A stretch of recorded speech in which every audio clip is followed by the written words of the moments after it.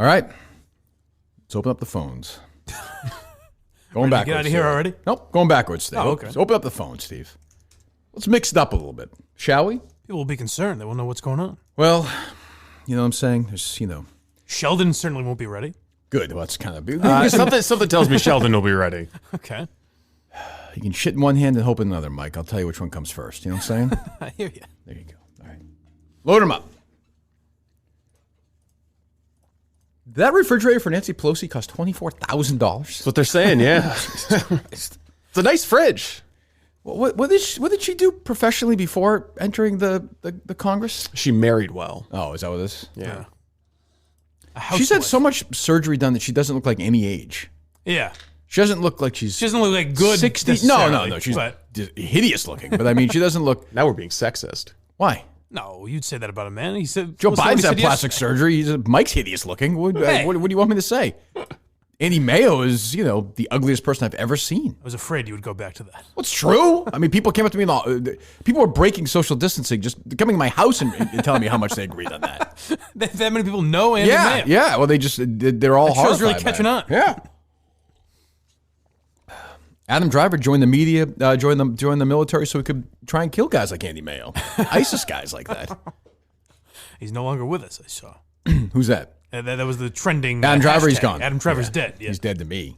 I mean, the 9/11 happened. He felt the need to fight for his country. And I say, I'm not going to see your movies anymore. But yet he's afraid, physically fears hearing his own voice. He gets up and runs. I said this when the Michael Bublé thing came up. There are literally people just sitting around combing through other people's social media and stuff, just trying to cause trouble on social media. I'm surprised we haven't had more of it, honestly. I mean, isn't that? But I mean, seems pretty tame so far. Is that any different than any? I mean, I know it's. I think they just have more free time. That's my point. So far, it seems tame. But this is what people do anyway. I mean, it's just But this will, Jesus. I guess I'm not really any different, given yesterday I was reading through 15-year-old Kevin Cullen columns. How'd we do? There are some yarns from his days in New Orleans. I'll just put it that way. So it's transferred down to. Let's just say I'll just say he's like the Forrest Gump of Hurricane Katrina. I did some reading myself. No, I did some reading myself. Oh, really? Yeah. That sounds like a great Cullen out. We got a tip, I would say. No, Steve? Yeah. No, he gave us the tip. Who, Kev? Yeah. Well, yesterday he was calling me. Yeah. Well, he was there. Oh, wow. Yeah. Yeah, he was warning people. You know what? Thank God he was. Oh, way more death if he wasn't. He was warning people for weeks about this. He was the guy, almost like the. There's always that character in those movies who's like, we gotta get out of town. Right, that everyone ignores. We gotta get. They think he's the crazy guy, but it turns out he's the wise one. They need to send help down here. It's like the Bill Paxton in Twister or something. I don't know. Whatever. I'm trying to. And it looks like there's a. I like the way those winds are blowing out there today. Oh, that's old Kev. He a Yankee. He don't know nothing about the way it is around here. See, come on, Merrick. Come on, Billy Bob. Let's go for a swim. You think that a Yankee? God, you're gonna go swimming in there? You think a Yankee like Cullen wouldn't have good sources in New Orleans? You'd be wrong. Well, it's kind of a crawdad. What was it, a spit take? It's weird how these sources plugged all over the place. He's so well connected. It's amazing. He was speak. He was in the Challenger. Was he? When it exploded. Yeah, he survived, but he was, He survived. Yeah, he was there. I didn't know there were many survivors. He's like, all these doctors were, all these scientists were saying, this thing won't explode. Colin's like, you don't understand, this wire is faulty. It ain't working. I don't like it. I'm going in. And he tried to save everyone, but he's obviously pervious to death. But he seems more like the guy who was left, like he was going to be on the ship, but he was left back at the station and has to land the shuttle. Tough break. It's a shame. I still remember watching that. Jesus, 5th grade. I think I've probably told this story. My teacher was, I think, one of the 16. I might be wrong, but one of the 32, whatever. She made a couple of cuts. That's right. She was one of the candidates. Yeah. So how lucky was she?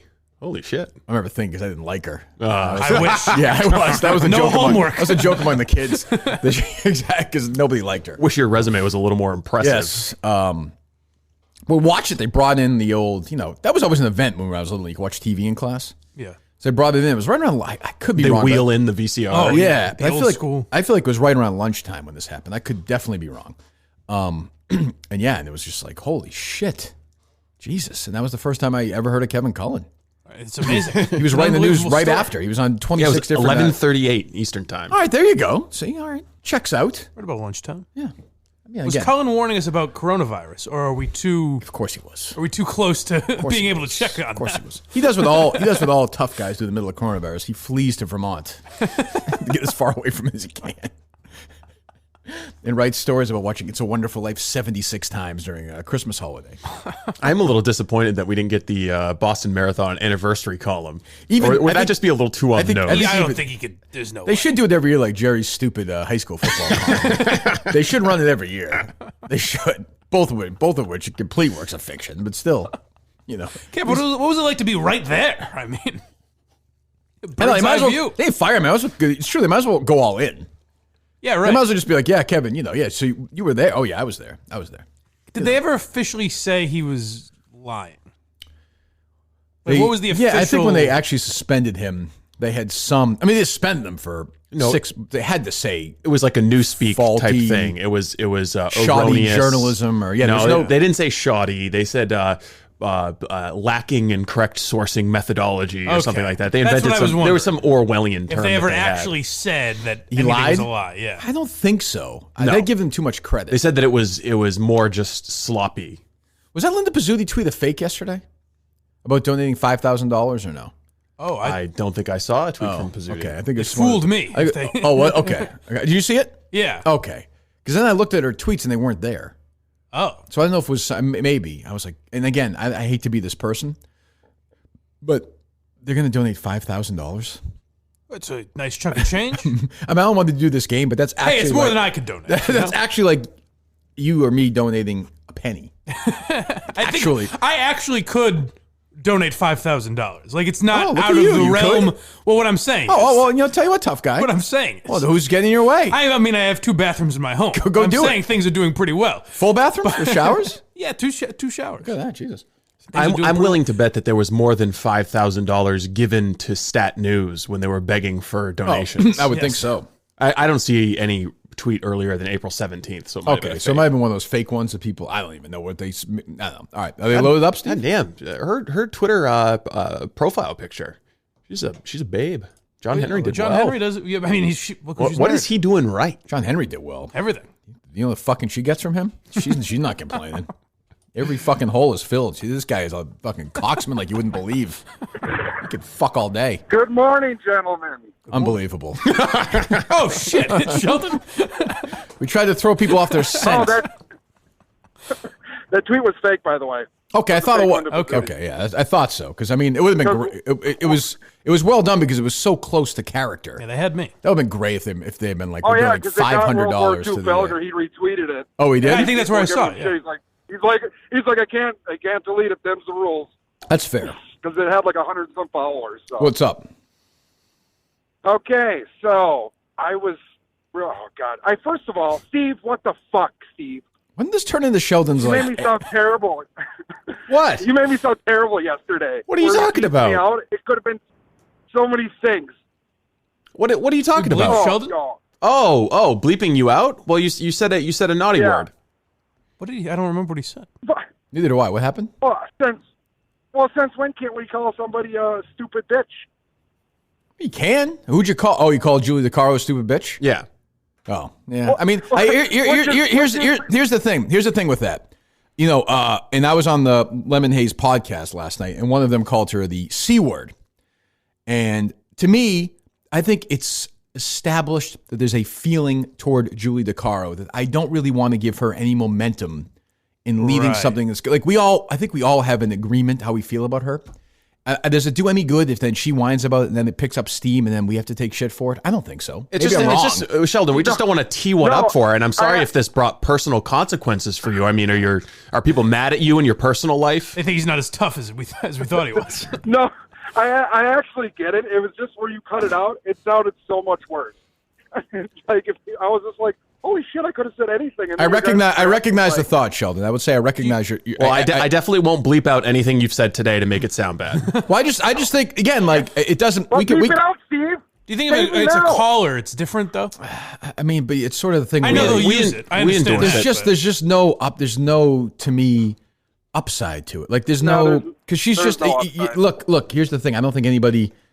Put it this way, you and I are not going to have a strong fight over what you said. I'll just say that. But I like to me, it doesn't.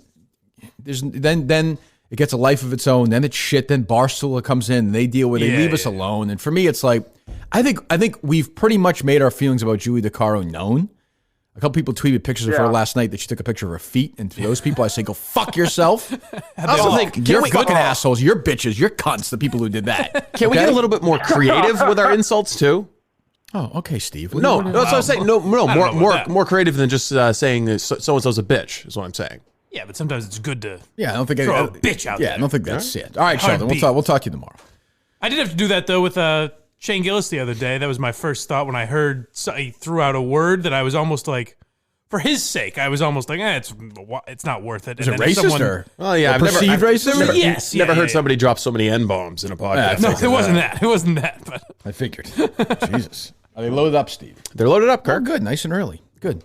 Let's take 3 or 4 calls and go home. Hey. Hello. Blind Mike has $5,000? No. Well, no chance. The stocks are doing pretty well right now. But are we doing give or take $500 or $5,000? Yeah, right around there. Got a good song for the Colin theme song. Okay. Turn the Page by Bob C. That's a good one. Yeah, it's got the sax at the beginning. that is almost the crucial thing. Oh, is that what we played the other day? No. Turn the pages. Yeah, go ahead, Steve. I don't know if I know that one. Yeah, fire it up, Steve. Yeah. All right. It's regulating to that. See you later. That's a good one. It's tough to beat Bad Company, though. Yeah. I give that sax. Not quite good enough for the theme song. No. We could use it in an episode or something. That's true. All right. Hello. Hello, how's it going? It's going fine, thank you. This is Jay from Connecticut. Wonderful. I sent out my first ever tweet yesterday. So I think I retweeted it, right, Jay? Yeah. Off to the races you go, man. Enjoy that fame. Don't let it ruin you. I did enjoy that. Don't let it get to your head. Okay, I'm not interested in getting a fucking ego. No. I'm a big fan. I started listening to you guys. You on WEI. Oh yeah, I remember that. You're the best. Anyway, yes, and Kirk was #1 there for a few years until he went to Barstool Sports, where he does a podcast now. Thank you, Menners. Whoever the hell it is. Quantum Week Chris, I was going. Oh, that's right. Yeah, idiot. Yes. Welcome to my phone call show. This is a Kirk. You may know him from WEI. No. Oh boy. So, Blind Mike. Yes. My favorite thing on Mike and the Minifans is in the beginning when your theme song is playing, and I don't know if you know the camera's on you or not. I bob my head. In your head, Bob. Yeah. Okay. Everyone loves that. It's the old classic. That's what people tune in for. So they want. It's like Carson swinging that golf club. I just hope they stay around after that. So your favorite part of Mike and the Minifans is literally the very first thing you see. It is better when they don't talk. Very beginning of the show. Right before the monologue. It cracks me up every That's always time. a good Right sign. before we start talking. Well, thank you, sir. I'll keep doing it. No, I love all you guys. Keep up the good work. So do you guys... Man, I'm nervous. Keep it together. Just relax. You're almost home. Just you relax. Almost got it. I'm just a person. I'm telling you, I'm just a person. I know. Yeah, not so, man, okay, I'm officially fed up with quarantine, by the way. I only have one bedroom. I know it's hard for some people to understand that, but only one bedroom, man. And are you by yourself or? You know. Yeah, by myself. Sounds kind of awesome to me. I don't know. actually, my birthday was last week. It was my 30th birthday. Jay, I don't give a fuck when your birthday was. I mean, come on. I know. He's a rising superstar. I was home. What would you have done normally, Jay? Let's have Jay's birthday party. It's normal. There's no quarantine. That guy didn't eat that soup, and it's just a normal Jay 30th birthday. What are you doing? You going out with the bros? What are you doing? Yeah, well, banging some skins. Ideally, what? So my smallest apartment is big enough to host a big party. Sure, but you know, one of my friends that owns a house would have a party. Well, all my friends would be there. I'll tell you what, Mike, and when you have your 30th party, Mike and Steve will attend your birthday party. Sure. How's that? You know what? So, We're going to have a birthday party. We're going to do a live birthday party. I'm serious. Jay, would you like that, Jay? Dude, I love that. All right, in Connecticut. Okay. The great state of Connecticut? Yeah. Okay, you pick the place. We're going to do a live, I'm serious, the first ever birthday party for the Kirk Minahan Show. This fucking, this bolt of electricity is going to bring us to Connecticut because this poor guy is turning 30 years old all by himself. We are going to Imagine not having a 30th We're going to have a birthday. nice birthday party. We're going to have a nice birthday party. Are there going to be ponies? I don't know. Pin the nail on the donkey, maybe. Pizza? Could be. Ice cream? Could be. It is happening. Steve, write that down. Talk to this man out later on. All right, Jay, goodbye. We're doing it. We're doing it. We're fucking doing it. Curious where in Connecticut? A few nice spots. We'll get there next time, Mike. Well, it's, you know. I'm thinking that we can wrap this into our golf tournament later in the summer down in Connecticut. Okay, there you go. Big birthday party the night before. Excellent. Big. We'll definitely not forget about this, and it'll definitely happen. There'll definitely be a golf tournament as well, for sure. All of it'll For sure. definitely happen. Well, I wrote down his phone number. It's going to happen now. Good. Well, I'm in. Let's do it. Poor guy's all by himself on his birthday. He seemed very excited. It's like Harry on Thursday. No birthday party. Of course, Harry's 8. Even he doesn't care. He's like, whatever. Have my birthday. He doesn't even care. He's like, oh, that's fine. Well, he's not a loser You're at least, like you're at Jay. least going to play Beyblades with him, right? He likes to bay by himself. He'll do some baying on the phone with his buddies. Likes to babe. He does. Listen, Steve. Don't ask such a foolish question. He'll be on the. He'll have Harry a bays alone. he'll have a FaceTime call with his crew. What do you think? They're not the Snake Pit anymore. I forget what they call themselves. Is he the leader of the crew? Not really. He's more like a Silvio Dante. I think he likes being second in command. I like that. Yeah, I think he likes a lot of the power, the real responsibility. He likes carrying out the hits. Yes, yeah, he knows when he's not the guy who's going to go to jail like Junior did. All right, go ahead. Ladies and gentlemen, Turbo. welcome back Oh, to Kirk's failing memory. oh, geez, this isn't Here necessary. we ask Kirk the show questions to test his failing memory. Kirk, This is not are you good. ready? Let me say this. I'm nervous about this because I do think my short-term memory is failing while my long-term memory remains solid as ever. So I suppose I'll endeavor in your exercise to make me feel bad about myself. Fine, go ahead. Thank you. This is true or false questions. First question. Well, that's good, at least. On October 31st, we celebrated your birthday. Correct. By making Blind Mike cry. True or false? I mean, that's like true. I'll say true. That is correct. Ding, Oh, ding, really? ding. That is correct. okay. True is the answer. But that's a very On Halloween? I wouldn't have thought that. even if okay, go ahead. I see what you're saying, though. Who knows the date? I'll play of your shows? fucking dumb game, but that's a dumb game. You're a fucking asshole. I'm with Go you on ahead. that one. That's not a perfect Continue. You suck, but go ahead. In January, you beat Steve Robinson in tennis, all while suffering from a ruptured hamstring. True or false? That is true. I blew up my hamstring during that match. But think about the question What? that he's asking you. What was the question? The way In he's asking. January, did you beat? yeah. No, Steve the- Robinson? No, it happened. The hamstring was ruptured in between. These are tricky gotcha questions. The match was not in January. Okay, there. Yes, the match was not in January. That is correct. That is false. The match was in December. Well Okay. done. I would have said late November, but okay. I thought so, too. All right. I don't know if this guy's checking his facts. I'm sure he's probably right. It's okay, but go ahead. Okay, now you are 2 for 2. Finally, the third question. On January 16th, your executive producer, Steve Robinson, considered quitting after you berated him with callers. You asking if that was January 15th?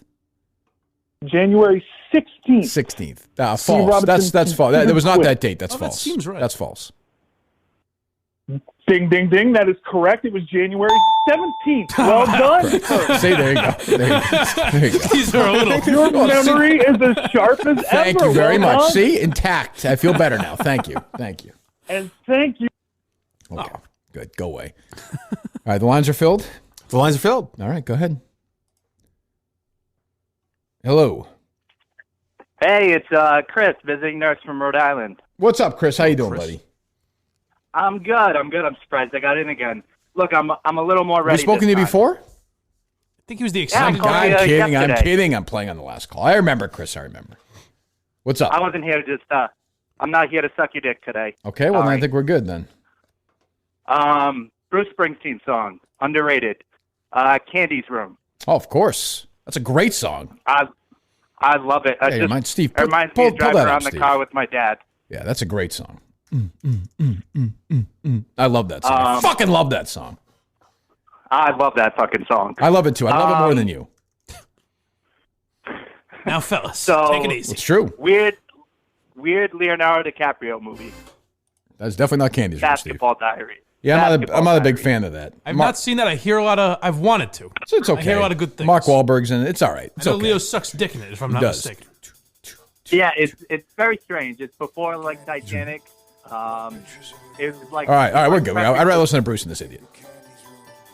Nice guy. You wanted to suck your dick yesterday? So this is from the live Paramount one, Steve. This is not the album. It's Bruce Springsteen and the E Street Band, Candy's Room, live at the Paramount Theater, 2009. Yeah. Candy's blower. There's a sadness hidden in their pretty face, a sadness all her own, from which no man can keep Candy safe. We kiss. It's that fucking band like a goddamn machine. The fire rushes towards the sky. We go driving deep into the night. I go driving deep into the light. Life is my second greatest regret in life is my parents are dead. My greatest regret in life is I didn't learn to play the guitar. I really wish I had. It would have changed. I think I'd be a totally different person if I played the guitar. If you were as good at the guitar as you are at podcasting, it's true. Or you'd have singing, changed, for you'd have Christ's changed the sakes. world. What a crooner. Would you want to have been in a band, or would you just like to know to I break it out? I would have been the leader of a band. I Yeah. couldn't be just like the background guy in the band. I have to be the alpha guy in the band. Like I could couldn't you be Stevie. be the alpha guy in a band and be sober? Sure, Bruce Springsteen is. Oh, there you go. You know. But once again, it all ties into Silvio Dante. There's Stevie Van Zandt's playing the fucking guitar in that song. Right. Silvio Dante playing those badasses. He's rocking. Those licks. All right, Jesus, so hard to perform. Go ahead. Who's up? Are they loaded still? They're loaded. Hold on 1 second before we get to the calls. You know what I could use right now? A nice boost. What would get my blood boiling, Steve? What would get me waking up? I think a little Death Wish coffee is what you need in the morning if you're looking for a little go. You guys both have some this morning? Oh, yeah. I did, yes. Actually, I You're had such to a go lump with then, Mike. What the fuck? Have some more. Jesus, wake up. All right, I just don't know the words of the song. I would have sang with you. I'm sorry. Fuck out of here if you don't know the words of that song. Learn them. No, I'm not leaving this time. Wow, what a moment.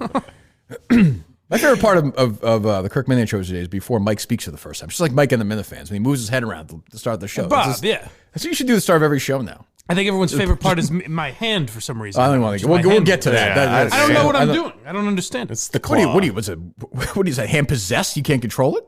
This is how I keep my hand the whole day. Oh, no, that's not how you keep it. So you think That's not the Geary claw. You think it's gimmick photography Well, I by don't Steve? see the picture. I can't. I don't see well. Well, that's I mean, right You've got a now. lot going on. Right now, you're not doing the claw. Okay, currently but I can see fine. But if my eyes are closed, I would know if my hand is doing that motion. What am I doing though? Like It's- You're not doing it. What? You don't even understand? There you go. That was the claw. That's the No, claw. that's not the claw. It's claw-ish. It's even. Yeah, we'll know that when it happens. Okay. all right, yeah. Keep an eye on that. Good. Death Wish. Maybe if you drink Death Wish coffee, it'll go away. I don't know. Who knows? Yeah, it's probably Could help you. Pour some Death Wish on the claw. Could help your seeing too. it might. Potentially. It hasn't. Pour So in your eyes. We'll find out.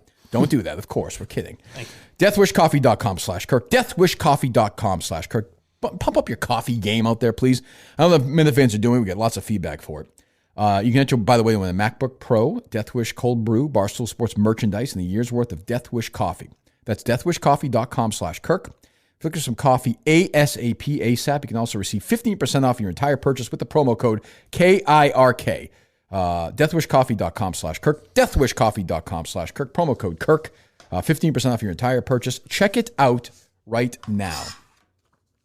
Is Brandon Walker doing a thing where he says goodnight to different Barstool people or something? Have you seen this? Oh, I have again? not seen this. No. Oh, because he did to me. He texted me goodnight, Kirk, last night. So I suspect that's got to be something he's doing. I don't know. Did you have a reply for him? I did not. I did not.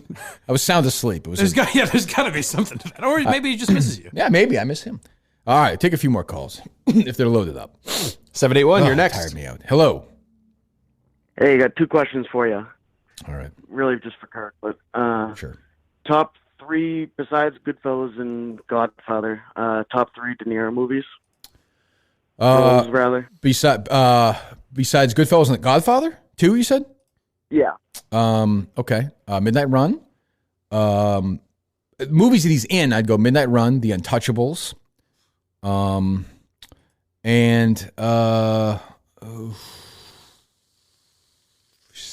Heat. Oh, Heat for sure. Heat for sure. Really? Yeah. No Raging Bull? No, I mean, I don't like. He's great in it, but if Raging Bull's on one channel and Heat's on the other, I'm watching Heat. I won't. Raging Bull's work. I almost don't think of Untouchables as a great De Niro movie, though. Oh, I know, but he's in it. I mean, he's great. Yeah. He's fucking awesome in it. He's not in it much. It's true.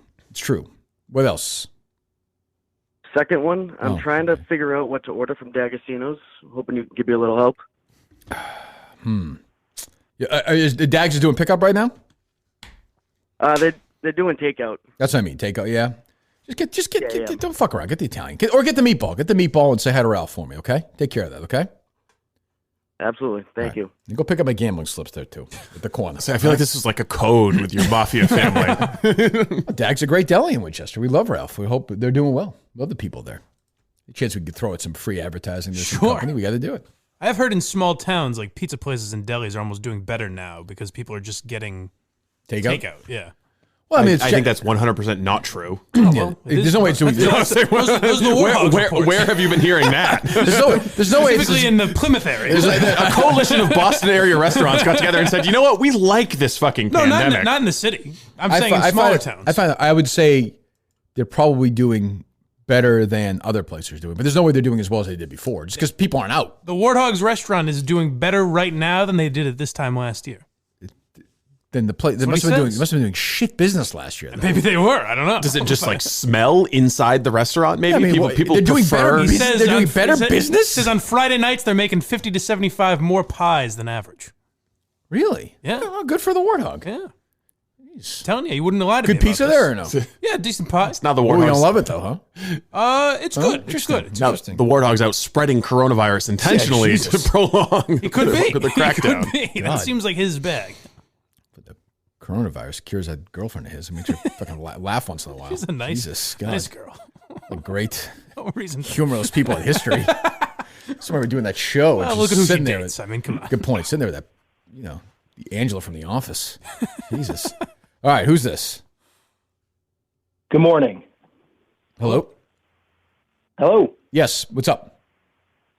Hey, I just wanted to carry over a little from Adam's call yesterday. Steve, do you like pate foie gras? I don't, actually. It's a little too rich for me. Okay, well, if you were preparing this for your cooking show, not only could you torture the Canadian goose for a while first, then Actually, I don't think they use Canadian geese to do foie gras. Pardon me? I don't think they use Canada geese to do foie gras. But where are you going with this? Oh, well, again, you would know better than I on this one. At least Steve Kirk, threw I had a at quick least question. at least Steve in his story threw the Canadian goose into a bathroom and onto a shower. That really would have been problematic. I think that would have been an issue. I think. Yes. Yeah. What's up? Now, I tried to call in yesterday. I missed you by the very end. You were talking about the Jordan documentary, which I too thought was a little bit overrated. Now it was fine. It was perfectly fine. Movie. Yeah, good. Yeah, so it was fine. That was it. But for those of us that lived through it and that read the Jordan Rules, which is a great book, you learned all that stuff years and years ago. Yeah, Jordan anyway, Rules so is no a big good. Yeah, surprises that was a great book. That Sam Smith book is excellent. That written by a man. What I but was going to still say fine. though is it reminded me of another all hype and very little payoff movie from last year that I started watching again to try and see, The Irishman. Now, looking back on it, and I tried to watch it again, I'm thinking, give us a grade. What was your grade on The Irishman? I would give it a C plus. Yeah. I mean, since it came out, have you for a second thought, you know what? I'd like to watch that again. You know what? That kind of hung with me. I actually liked the last half hour when De Niro is really old and Pesci's old and they're in prison together and stuff like that. But if I had gone back and watched it like Goodfellas, which I would, if it was on now, I'd watch right now. I'd leave here and watch it now. No, I'm never going to watch The Irishman again. Probably Pacino not. comes in, I start liking it a lot more. Yeah, that's fine. If there was no hype around it, I would probably say, oh, it's a good movie. Yes, but it definitely got burdened by the hype. There's no question. I mean, no doubt about it. But the same people were doing the same thing on Twitter the next day, saying, "Oh, it was amazing. It was." Epic, I think that got more. I think that got more. Thanks for the call. I think that got more backlash than this Jordan documentary did. There were plenty of people who were like, "This is ridiculous." The De Niro fighting scene, the kicking scene, and the length of it too. No one's complaining. It's funny. Maybe it's coronavirus. I don't know. No one's complaining. This 2-part thing, which again I said was overrated. It was fine. It was fine. I could watch it. It's old footage. It's 10 hours. Yeah. 10 hours. Well, we'll see where they go with it. Maybe it'll be. Did somebody murder somebody in the middle of this? They solve a mystery? It's We haven't 10 quite hours? explored Rodman's wackiness to its full extent. I'm going to guess Robin wears a wedding dress at some He point. dyes his hair in a rainbow color, and yeah. And I bet you Phil Jackson is not like your typical coach. I think he's a bit of a hippie at heart. Yes. That's what I think we're going to find out. They call him the Zen Master, you may know. Exactly. Yeah. Jesus. All right. Are they still loaded up, Steve? They're still loaded up. All right. Maybe we'll just do this all day. Who knows? I don't know. I don't know. We'll see. Talk to me. Go ahead. Let's go. Make me come. Come on. Ohio gozaimasu, Kirk. It's Kim Jong Un. It is? It is. I decided to call in and dispel the myths of my set. They are greatly exaggerated, much like Mike Geary's talent. How you feel? Luckily, it's not a good enough accent to have to delete. I think we're okay. How you feeling, Kim Jong? I'm feeling so good, Kirk, that this weekend I'm attending a gangbang on Central Ave in Milton. I don't think that. Oh, I do think that. And I do think that you'd like to join us if you feel so up to it. Listen, the big O is going to be there, if you know what I mean. I think I do. Is it taking place at the club or no? In close proximity to the club, let's just say it's across the street, and there'll be a lot of beef tenderloin there. I'm sorry, who's this supposed to be? Kim Jong Un. Okay, because I think we've completely lost. No, Kim Jong Un went to high school in Switzerland, so he'd have a little bit of a French accent. Yeah, I could see that. He's a cultured guy. I've never heard the man speak. So what you're saying is that all these reports I'm reading overnight and this morning about you near death is not accurate. Sounds fun. Let's just put it this way, my friend. I would like to appear on every YouTube show on the Kirk Minahan network to dispel the myth. Absolutely, yes. We'll have you on, Kim Jong. Thank you for the call. We'll talk to you soon. I was also wondering, sorry. would it be possible to ship Mike over? I have some dog training I'd like to do. Yes, we could. Absolutely. I think people will be happy to get a GoFundMe going for that. That's the YouTube content we need. Mike and the Minifans live from Pyongyang. That would be good. Yes. That would be good. Yes. You know, guys, I don't see all the fuss over here. Things seem to be running pretty well. Yes. Well, I mean, listen, I don't. Let me just be very clear. The Kirk Minahan show is not condone the words said by all the callers. That was horribly offensive. I'm offended. Of course, yes. I'm offended by that call. I don't know whether I should be or not, based on the accent. It turned into sort of a Dr. Evil thing. I don't know what happened. First, he had a Boston accent, which is I'm not sure where that's from. So if he dies, which I'm sure they'll let us know about right away if he passes away. His sister takes over, right? It's always been a progressive nation. Right now, it looks like CNN might have been running fake news. Really? But how will we even know? You wouldn't. But I mean, South Korean news outlets are basically the most trustworthy when it comes to news from North Korea. And they're saying they have no evidence. They think he's traveling outside of Pyongyang with his war council or something. Okay. I know the president will be devastated. He's friends with him. But yes, we could have a woke progressive feminist take over North Korea. It'd be great if we had a female leader in North Korea before we have one in America, though. That would be kind of funny. Fucking twist their heads. Yeah, fuck you, Hillary Clinton. They don't know whether to be supportive of it or. They'd be supportive of it. Let me be very clear once again. I was horribly offended by that phone call.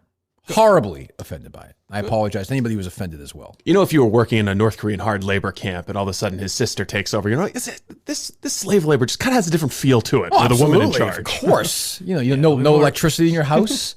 What are they? Yeah, they're what, 3 inches shorter than people in South Korea or something? Correct, yes. 40 pounds lighter? Yes. Well, okay. They're very tall, I've heard. They're much taller. That's like true. 7 feet tall. That's true. Jeez. All right. The parades are just a little bit more fun, though, with a woman in charge. With a woman in charge, definitely. Absolutely. All right. Their slave labor will be knitting now and housework. Of course. Well, that's sexist. That's more offensive than the phone call. Absolutely ridiculous. 617, you're up. How about Mike shitting all over Warthog's pizza place too? That's a little interesting. Makes you wonder. Makes you wonder what's going on there. I believe the direct quote was, "Yeah, his pizza's okay if you like garbage." Yes. No, the quote was even worse. Everyone can hear this. It's a decent pie. It's a decent pie. Decent. Yeah. Not great. No, I don't know if I'd put it in the great category. Not good. It's good. Decent is not good. I don't know if I agree with that. Oh, if I said to you, has a pizza, you said that's decent. You wouldn't. That's not good. The Steve, tone, good or not good? matters. Decent is below good, I think. Steve's a chef. I don't know if I agree with this. Well, yes. my tone conveed my true feelings. What kind of pizza? It's decent pie. What kind of pizza is it? What do you mean? Oh, what are we talking? Like what kind? Is it the Greek one or is it the thin crust? Thin crust is the thick one. What do we got? Square, Sicilian. What are we doing? No, yeah, I would say Sicilian. Do you even know? Typical Sicilian Are you bullshitting right now? I don't know. It's not Greek. You don't know a thing about this fucking pizza. You don't know one thing about this fucking pizza. He's never even had. You are fucking lying. I've had the you pizza are lying. twice. I've You're been lying. there once. You've never had it. I'm not lying. You wouldn't remember. You're just trying to cover it. You just admit you never had it. I've had it twice. Twice in my life. Had it. You've never had it. Why are you lying about this? I'm not lying. If I cooked food for my family and I was like, "Hey, so how was that lasagna?" Yeah, it's decent. It's decent. Be like, "Well, no. fuck you guys too." If you're Maybe you said it like that. I said it's decent. Is he your best friend? Yes. Okay. So if your best friend he manages a restaurant? Sure. Okay. Manages a restaurant and you go there, you would remember what kind of pizza you had. Oh, what pepperoni? You said what type? See, I don't know the answer to that. I don't know how to answer. You don't know if it's Sicilian or thin crust or Greek? Not thin crust. Now, what is Sicilian? Just regular? Those are the squares, right? No, it wasn't that then. You just said it was Sicilian. I didn't know what Sicilian was. I thought Sicilian was just a regular You don't even know what pizza is. What? No, I don't know. Fake Italian bullshit. What type is like, I don't know, Regina's Pizza? That's your typical like thin crustish kind of stuff. Okay, but it's not like pan pizza like Pizza Hut. No. It's like a Papagino's kind of pizza? Yes, that's the perfect. What would you say that is? That's your decent pizza. Ah, okay. Now we're all. I would call it thin crust. You would call that thin crust? I think so. I don't know, but now you're getting sloppy. But see, the thing is, when you go to Domino's hold and on, you get the thin crust. Call Amy Knoll real quick. All right. Bring in a pizza expert here. Yeah, I mean, he has pizza every day. So he had pizza at his wedding. I mean, this is fine. Yeah, I don't know. I just don't know the type of pizza you would call it. He's lying. I feel bad because you're protecting. Swear. I love the Warthog. I'm not a fan of the missus. He's a good man. But I'm sure that you so you want to give out the name of the place. Not now, no. But maybe I bet you it's good. It's Mamma Mia's. Oh God. Every time there's a mistake there, they slap their heads and say, Mamma Mia. God. I'm willing to try it. I want to try it. All right, let's go to Mamma Mia's then. He might be home, though, man. I always forget that. Come on, Andy. See, I'm always thinking he's at work, but he's not at work, I don't think. I think Andy will back me on this. He seems like an upright kind of a guy. He's probably home. He's got 9 kids running around. Poor guy. All right. Mamma Mia's. Yes. Decent pizza. Shane, there's a few. I'm saying. That's what it says on the sign. When you walk in, if you're doing an advertisement. The pizza's decent here. That when Mamma Mia's decides to advertise on the Kirk Minahan show, the copy is going to say, "This is decent pizza." The box is El Decente. What's the Sicilian? Let me know that, Mike. Decent pizza. By the way, the Warthog looks like the guy on the box that you like. It kind of does a little bit. It's a blend between Chicago style, New York style, Boston style, Sicilian style, and Tuscan style. I do not like the Chicago style pizza. Oh, it's gross. It's more like a doughy lasagna. Yeah, the Uno's one, it always has those thick tomatoes. That's not for me. Well, I think Uno. I've never had Chicago pizza. You've never had Uno's before? I've had Uno's, I think, but I assume Uno's has to be a bad representative of Chicago pizza. I guess, although I think it began in Chicago. It would be like getting Domino's and saying, this is a nice Italian dish. I guess, but they make the deep dish pizza, though, there, which I just don't like. It's too doughy. Yeah. It's too, But that's the only thing I have to go on, so I can't trash all deep dish. We should do a thing where Mike tries pizza from all over the place and reviews it, gives it a grade. I'll do that, yeah. You want to build an app? It's an interesting idea. That's not the worst idea. You should try that. 4 bites. Everyone knows the rules. Just mock it. All right. Are they loaded still? They're loaded still. All right. There you go. What a liar. What a fucking liar. Jesus. Hi. Poor Steve. We've been dumping on Steve. No kidding. I have a Mike's feeling. a liar. I have a feeling Twitter will back me on this and there won't be any erroneous allegations. I think it'll be fine. I think everyone will stand with me on this one. It's tough to eat pizza when you have a deformed hand like that. Plymouth. It's not deformed. It's a normal hand. How do you know? You can't even see it. Look, folks. Look at the... Hold it up for the people. It's a normal hand. 631, you're up. So it's also a restaurant. It's not pizza first. Kirk, It's an Italian restaurant. Hold on for a second. This looks pretty good to me. Yeah. This food here. Decent place. I mean, I'm only gonna be in Plymouth anytime soon. Well, let me see there's multiple locations. There's a few locations. Marshfield. None around here, but no. Carver, Kingston, join our family. Oh, there you go. Okay. Any pictures of the Warthog here making pizza? Up. Yes, he's on all their on their brochures. I'm looking for a picture of the. Oh, here's the pizza right here. Yeah, this is more in that world. Yeah. Your typical. It's basically what you think of when you think of a slice of pizza. But see, what would you say? What would you call that? If I someone would call asked it you thin what type crust. of, I might be wrong, but I would call it thin crust. In my mind, it's a doughier crust, but is it slightly not crazy doughy, but I don't think of it as thin crust. I don't love the website, but that's listen. Well, it's an old school. It's all in Italian. It's weird. It's very strange. They're very into this. Let me see the ratings here. Are they good? Yeah. How the hell do you know that? They're pretty good, yeah. Yeah, I told you. Oh, this is the one that's in the Pine Hills. I know exactly. I think, yes, I know this place. Yeah. And how would you describe it? It's decent. Yeah, thank you. Yeah, but see, the thing is, it might just be decent pizza. But if my best friend was running a pizza parlor, I'd be like, it's fantastic pizza. Everybody should go there. I don't know if it's a parlor, Well, but yeah. I don't lie. I don't lie about pizza. It's not the greatest pizza I've ever had. No, but it's decent pizza. But you're saying you said decent. Like I just said, Yeah, it's it's decent. decent But you said you think decent. Like your voice went up. Like it's good. Yeah, it's decent pizza. Yeah. Well, now you asked Warthog, what kind of a friend is Mike? He's decent. That's for the Warthog to evaluate. Warthog's not gonna be happy with you. I think he will be. I think you're misidentifying what the Warthog would be satisfied with. Does his girlfriend like this pizza? Probably not. She It's says a little, it's decent. A little busy. Yeah, she's not. I'm all set. Not in her wheelhouse. Yeah. All right. What's up? What's up, Kirk? What's up? Just want to say thank you so much for helping me out. This is Joe from Jersey with the 5K run. My wife's a nurse. Well, listen, I don't think people need to call in and praise me for footing the bill for people. I don't think that's. It's not like you had to call the direct line or anything. Thank you, it really does mean a lot. You guys are the fucking best. That's fine. Your girlfriend's she's at Sloan Kettering, is that right or no? Yeah, my wife's a nurse at Sloan. She said it's fucking crazy. People are dying in the hallways. People can't even visit their family members to say goodbye. So, well, just. But at the same time, there was no female representation in the Jordan documentary, so everyone's struggling. Yeah. You know what I'm saying? No problem. Yeah. So Steve will get your number and we'll take care of that. Okay. I appreciate you guys. Right, hang in there. Hey, thank your girlfriend for what she's doing for us. Mike says she's doing a decent job. She's doing a decent job. She's doing a decent job. Yes. All right, well, thank you guys. Like I said, your show is the only thing getting me by these days. So thank you guys. Well, thank you so much. Thank you. Thank you. The real heroes in all of this with the podcasters. Absolutely. I think so. Coming in every day. I think so. By the way, you have 48 hours right now. 48 hours out there to go to KirkManahanshow.com. Register for the 5K. We're going to count everyone who's already registered in the past since we started, and then you get 48 hours right now to register. 2 days from now, right now at 9:30 on Thursday, I'm going to announce the winner. Out of everybody's registered, the winner of that gets a live opportunity to have a video chat with Kirk Minahan, Steve Robinson, and Mike Geary, if they so choose, for half hour, 45 minutes. They can ask whatever they want. An opportunity to have a one-on-one video chat, a Zoom chat. It'll be one-on-one with the Kirk Minahan show. So if you haven't signed up yet, thank you, Steve. If you haven't signed up yet, you have 48 hours to do that right now. We're going to close it at that point, and then we're going to pull a name out. And a couple weeks from now, we'll do something else. A couple weeks after that, we'll do something else. That seems like a nice first prize, no? Absolutely. If they don't want me and they want to have you guys, or they want probably what'll happen. If they don't want Mike or they don't want Steve, or if they want even somebody else, they want Carano in there. He'll do it. I'm sure. The choice is yours. The choice will be yours. You have 4. So if you haven't signed up yet, do it. If you've already signed up, you're also eligible. This isn't just for the people who do it in the next 48 hours, right, Steve? We'll put everyone in? Yes. Okay. How many people run in the Boston Marathon usually? Because our numbers are getting up there. About 25,000. 25,000? We're getting there? Close. Yeah, we're close. Good. Oh, good. I feel like we'll catch it on the trajectory we're at. I hope so. Yes. Yeah, the numbers are good. So you have 48 hours to do that. My man Joe made me think of that. All right. Are they still loaded up? They're still loaded up. All right, let's bang them out then, motherfucker. Let's go.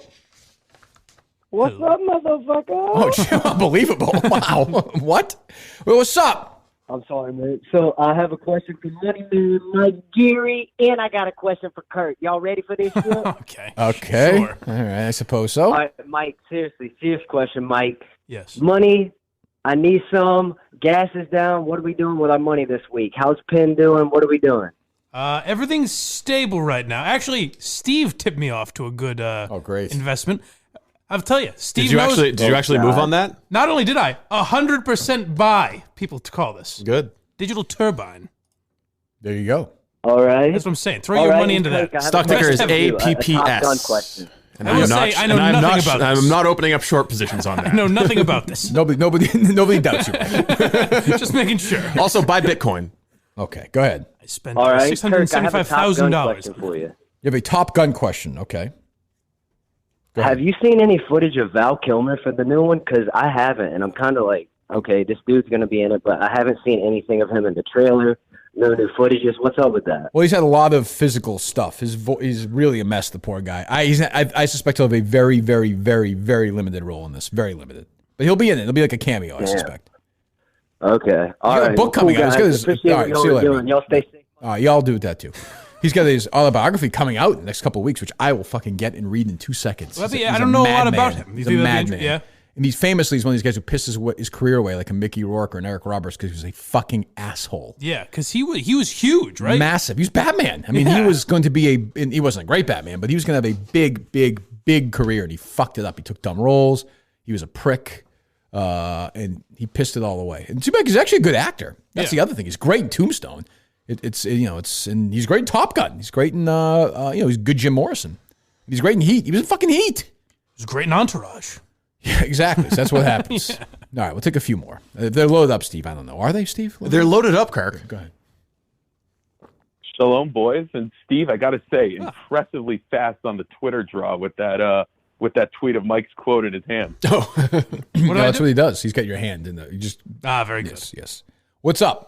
I don't want to do back-to-back money calls to get some money questions from Mike, but Mike, I was wondering. I don't know if you happen to see the Business Insider article about he who you shall never ever be allowed to speak of. I did. I did. I did. End up losing more. I did read that. Are you that story?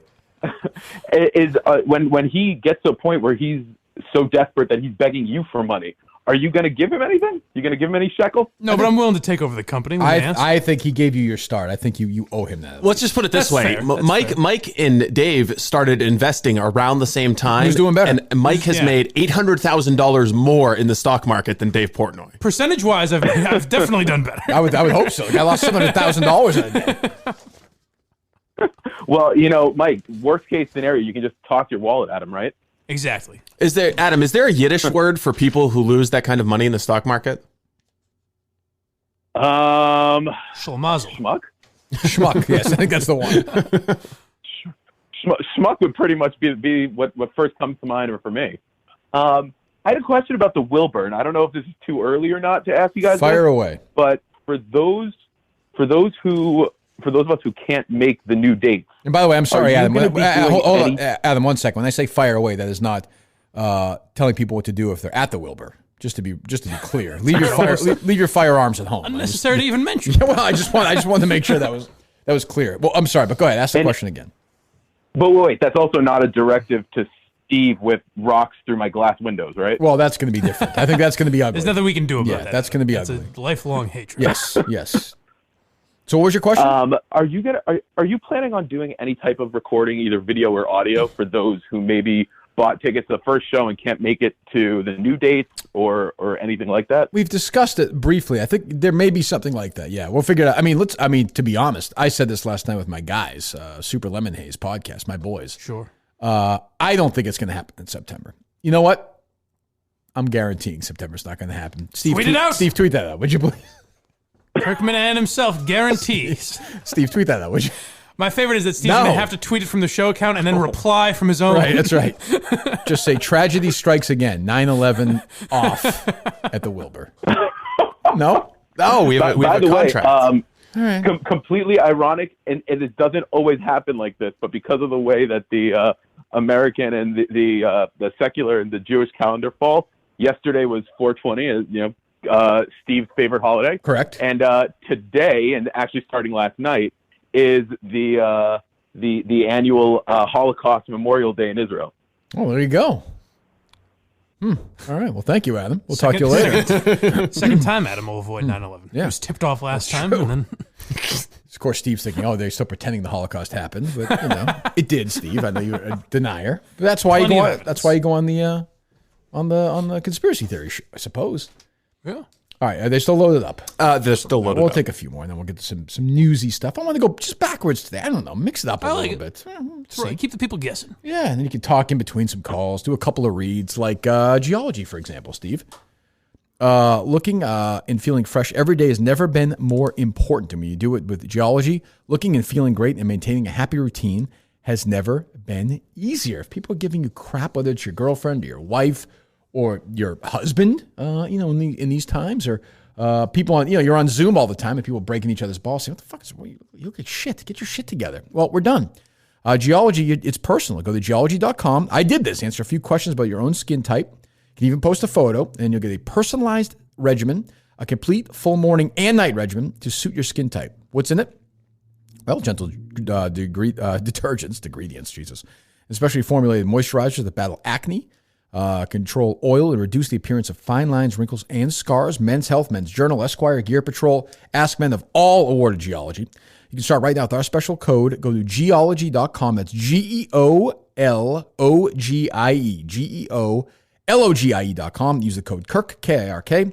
Get started now for just $1 per day, $30 for 30 days. And the women out there, maybe nudge your husbands. Do it yourself and let us know so we can get the guys looking better and more handsome, by the way. Men's skincare is the thing. You're allowed to do it. It's going to be the coronavirus glow up. Yes. You go home, you're locked away, you're hibernating for the quarantine. You show back up to work in a few months from now, and you're going to look like $1 million. Get rid of those fucking scales you have on your suit face. on your Milton suit in September at the Wilbur. You're going to be looking foolish. Yeah, when you want to look like some zit face I used to give a wedgie to in high school. Right. Dump their books, stuff them in the locker. I could use that in high school. Punch them in the face. Run them over with a car? Yeah, you're damn Break right. their legs? No. Give them a swirly? Exactly. So go to geology.com right now and fix that skin up. Please look better, guys. Let's get going. I'm doing it. Go to geology.com. All right. Got to take a few more calls. 781, you're up. Hello. Hello, Kirkinator. What's up? That's me, I guess. That's what they call him. It's KB. No, Oh, KB, what's up? KB again. I haven't talked to you in a while. What's going on? Nothing much. I'm at work right now. You're at the office? No, I had to get a new job. Oh, what are you doing? I'm a laborer in Hingham. You're a laborer in Hingham, Well, KB. we're really... So I Okay. commute from Queens to Hingham every day. Every single day? That's All right. That's a tough commute, drive. but Well, I mean, there's not a lot of traffic, though. every right? other. It's like a couple days a week. Oh, but not every day. Okay. So you're a laborer in Hingham a couple of days a week, and you drive from Queens, and you drive back the same day? Yeah. What time do you get up? I get up around 5. Okay. So you get to Hingham about 8:30, 9 o'clock. I What just time- got here. Well, No, I just understand. got here. Why'd you pick up the second job? I need money from me and Nick. I got to pay the rent. Is Mick he's there not or paying no? anything. It seems like you could pay the rent before. Does he go with you, or? You haven't lost your job. Yeah, but I'm not getting paid as much, so I gotta. Oh, is that get true? Oh, is that how? I didn't realize I that. didn't know. And then what time do you head out? What time do you head back to New York? 3 o'clock. Oh, it's a short day. That's when I get out usually. That's good. All right. Okay. But So 9:30 to 3. gotta pay the bills. They know he's got a long drive. It's a very interesting. I feel like with all the gas, I know gas is cheaper. You know, KB, something just doesn't feel right I about don't this. feel like you're real. I'll believe you. You're telling me the truth, right? Right. Okay, good. We'll talk to you later. We talked when you were in New York. We talked. We did. You're right. We did. No, I remember that. I'm not sure why that. It could be oil correlates to prices. this. Oil prices are so cheap that they're actually paying him to drive. To drive? Oh, Yes. it's just Yeah. it's good to I be suppose. driving All around. right, KB. We'll talk to you later. Well, I mean, listen, KB's a straight shooter. I don't think he's going to bullshit me on Yeah, that. no, it makes a That's lot a hell of of a sense. that's a hell of a commute. Even a couple of days a week. Well, Jesus, you need, it feels need a little dangerous. extra money though. It makes sense though. Well, he gets to the- listen to more podcasts on the drive. Conversely, though, if you're the people in Hingham, do you want somebody from New York coming in there a couple of days a Yeah, week? Right. We might have to dime him But out. when a place docks your salary for some reason, I think we did just dime him out, Steve. Yeah. All right, we'll take a few more. Interesting call. Christopher, one morning I came into work early. I saw your head halfway in the toilet. I saw your hair touching the toilet water. Disgusting. Look, I said my piece, Chrissy. I said my piece, Chrissy. Look, I could say he was genuinely sick. He had the flu that day. He did. Yeah, okay. Oh, yeah. Fuck you. No, that was by far one of the most underrated Sil lines. I said my piece, Probably the Chrissy. most underrated character in Sopranos. Who, Sil? Yeah, I love probably Sil. He true. was very Sil's a great character. soft-spoken. Yeah, but when he needs to be, like, he killed Adriana. When they needed him to do stuff, he did stuff. He did. He was quite the consigliere. But what I'm calling today for is my comments are directed towards Blind Mike. Hello. Oh, go ahead. Yeah, he's here. My bone to pick with you. You're the same age as me, 28, 29. How the fuck are you so unaware of everything that goes on around you? Like what? I've never thought of that. That's a good question. No, but it's like the other day, someone was saying something about the chain smokers, and Blind Mike, like, you're like, oh, it's maybe a band or I know something? of them. I'm just not a big music guy. What do you want from me? Yeah, I can defend him on that one. Not knowing some band, I don't think that's big as big a deal. I thought you were talking about like current events and world news. You're a 28-year-old kid that has Steve, I thought you agreed with me. Steve, you have a different reason to jump on it. Go ahead, continue though. You have all the time in the world. Go ahead. The floor is yours. But it also, I know he can't really comment on it, but like he doesn't even know anyone at Barstool. He's like, I think he has a podcast. I think this guy. You just don't know. Well, that's the one thing I'll defend him. I actually think he knows. He doesn't know anything, but I do think he knows more about Barstool than like I do. I don't fucking know any of these people. You called in with a good point, but you had the weakest support. Yeah, for I mean, it. you're fucking this Not up. great examples. Give me your number. I'll text you a bunch of shit. Right. I mean, really, Come back doing? tomorrow after you've studied a little bit. What are you doing? Jesus. I love this. Thanks for the call. I love this story that Cohen's a Neiman fellow. Oh, God, it's so nauseating. He's a what? Fucking Neiman fellow. Just so nauseating. Oh, what a dick. Jesus, go ahead. I'll give his bio in the Globe bio for his author thing. It's to quote Johnny Cash, I've been everywhere, man. I've How great is that? He's used that before, too. Like, Yes. speaking, I think. It's amazing how he's been everywhere. It's incredible. Oh, Jesus. 401, you're up. A smoke he hires for his own mother. There we go. Yes, go ahead. Look at this. The fifth question, and the poor prick used all his lifelines. $50,000 the cocksuckers are charging, plus the minimization expert, plus the fucking monthly expenses, fucking Lexus fees, the Xeroxing. An entire forest in the Northwest must have given its life in Xerox paper for this one fucking trial. I said to Mel, can't we just have one fucking meeting and read from the same piece of paper and pass it around? Well, did you say to Bobby in the car after Bobby asked about what he can eat again? Remember they're driving back in the car? Say it again. Remember that? Sorry, Junior. Remember in the when Junior has a cancer that episode? You know, where with Dr. Kenny when they go in to meet with that doctor and Bobby's like, when's it okay for him to eat food again? Remember Junior like freaks out at him in the car? Do you remember that one or no? Don't sugarcoat it, I believe he said.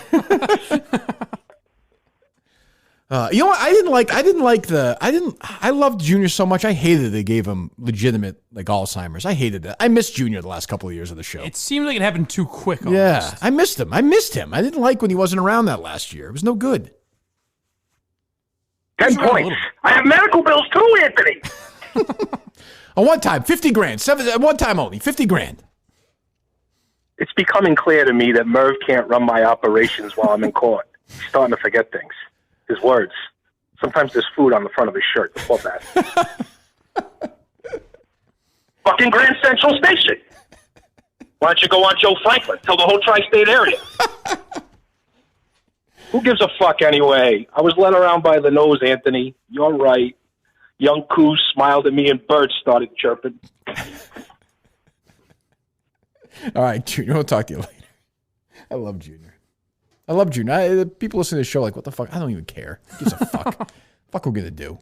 Talk about fucking Adam Driver. I mean, who gives a shit? He sounds a lot like Richie Aprile. It's weird how that works, yeah. Are they still loaded up, Steve? No? All right, good. We'll take a few more. Oh, they are, aren't they? Or are they not? They're pretty loaded up. All right, go ahead. Kirk, yeah, I miss golf. Yeah, so do I. Golf. So I guess so. People are playing all around town. So the Marty Walsh, so people tweeted me yesterday and said that some private clubs have opened and let people play one, go off as a single. So I don't know where that's happening. I haven't seen it. I'm not aware of it. I would love to go play. I'd love to go play. Want to go play? Me and my 9-year-olds were watching the 2019 final round Masters this morning. The Tiger, yeah. Molinari fucking choked on 15. Well, that was the Putting one. it right in the water. Well, you know what killed him on that hole was the second shot. He laid up. Well, he laid up. You can't lay up. He's fucked up. Yeah, you can't lay up way over the left there. The trees are in play, and then if he just lays up middle of the fairway and wedges on, Tiger's still going to win. 12, I give Molinari a pass for. That just happens on that hole. But 15 was a fucking mental error. That was horrendous. He's been a mental midget ever since. I saw him at the Travelers last summer.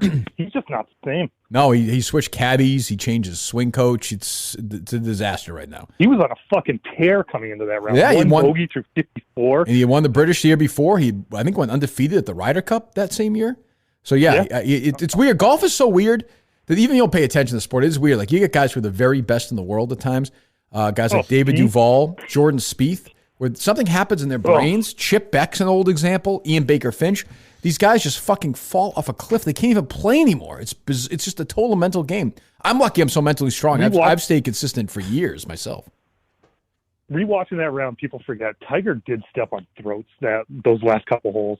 Well, 12 and 15 especially, yeah. 15, the second shot was tremendous.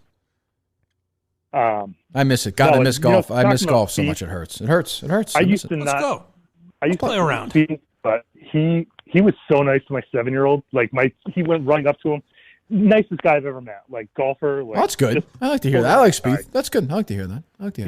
You forget some of these guys, like you just see him on TV, but watching him, like my son was talking to Kuchar a couple years ago at the TPC Boston, and Kuch, he's like your age, asked him how he's doing, and my son was honest. He goes, not as good as Tiger, and Kuch started laughing and goes, dude, that's been my problem for 20 years. There you go. All right, well, thanks for the golf call. Yeah, I don't think I'd be that nice to the fans if I was that famous. But yet look how nice I am to the fans. I was going to say, this doesn't seem like you. It's true. It's true. All right, take one or two more, Steve. Hello? Yeah, what's up? Hey, so I know everybody likes to confront Steve about his lies, but I was wondering, did anybody happen to notice Mike's lie the other day? We got to one today. I did. Shane Gillis? What did I lie? No. You talked about it today? No, we talked about another huge Mike lie, but yeah. He claimed on Friday that he stormed out of the show. Oh, really? Instead of being kicked out, yeah. Oh, well, that was just... Was he kidding or no? First, 5 minutes. I was kind of said, I stormed out. I was angry, and then I explained what happened. Well, you can listen. There's evidence of it. I'll pass. I'm good. I'll take your Start working on the songs, everybody. Fire up the Twitter accounts. Yeah, really. I mean, Jesus. Begin the investigation. You know what? I'll go back and listen to it. I'll see if I can verify that. I want to see Mike's yearbook pictures. All right, we'll talk to you. Yes, no kidding. My yearbook, my senior. Go look for it. I dare you. It's very good. One more, Steve. I think. Hello, this is Joe Biden. Oh, okay. Hello, Joe. Hello, Joe. All right. Is this the Bill show? The Bill Maher? Okay, we'll take another one, Steve. One more if we get another one. We don't? Okay, good. That's how we end it. That's how we end this? Yes. Oh, for Christ's sakes. A golf call, some Shane Gillis call, and then Joe Biden? Disappointing. Yeah, well, all right. I enjoy that. Could have been funny, though. Maybe we should have let it play. I didn't like where it was. Neither did I. I didn't see it going anywhere. It wasn't a good impression. It was altogether, I mean, that sounded too old. with it. He's old. That's true. Oh, my. All right, what do we got today? Where do you guys want to start? Well, Wendy's is going to be giving away free chicken nuggets on Friday. Are you gonna stop in? Yeah, please, I'm ready. I'm not a big chicken nugget guy. It's also spicy. I'm only a chicken nugget guy. I don't really get burgers at like McDonald's or anything. No? Yeah, I'll pass. So they're giving away free. So it's completely free. They're not attaching anything else to it? That's what they're saying, yeah. It's like coffee it says day right here. donut day. Just come touch people. No purchase necessary, not a single string attached. Maybe they're just trying to prove that you can go to a Wendy's and not get coronavirus during this time. I guess. What's funny, one of the ways there's a couple ways I can drive back here. One of the ways I can drive back is there's a Wendy's in Waltham. Oh, and the other day when I went, no kidding. Oh, you know that one or no? Oh, we've been following you. There was a massive line at the drive-thru. It was crazy. It was like how long did you have to wait? Wait almost an hour. There was a line out on the street. I was like, holy shit. That happened the day we did the McDonald's challenge. Steve got stuck in a line, and there was a little one at the one I went. Oh, really? Maybe people are doing fast food now. That garbage food? I mean, well, because you don't have to. I guess because you don't have to go inside. Well, see, the thing is, I thought that you might have a higher quality McDonald's because, within fast food, there's a range of some fast food places do fast food better. Sure. And sometimes if you get them at the right time, you've got the fresher fries as opposed to stuff that's been sitting under a warming plate. The McDonald's in Miami was the best one I've ever had in my life. Really? Easily. Oh, that's good. Yes. I'm saying Wendy's. I have no idea. Wendy's can be terrific. I honestly have no idea. But like if you get the right McDonald's on the right day, it could be a home run. Yeah. But if it's bad, it's bad. I'm just thinking Wendy's, when they're giving away free chicken nuggets, the turnover rate of the nugs probably really high. So that's probably like the high class fresh nugs. I think it's good then. The nugs will be good.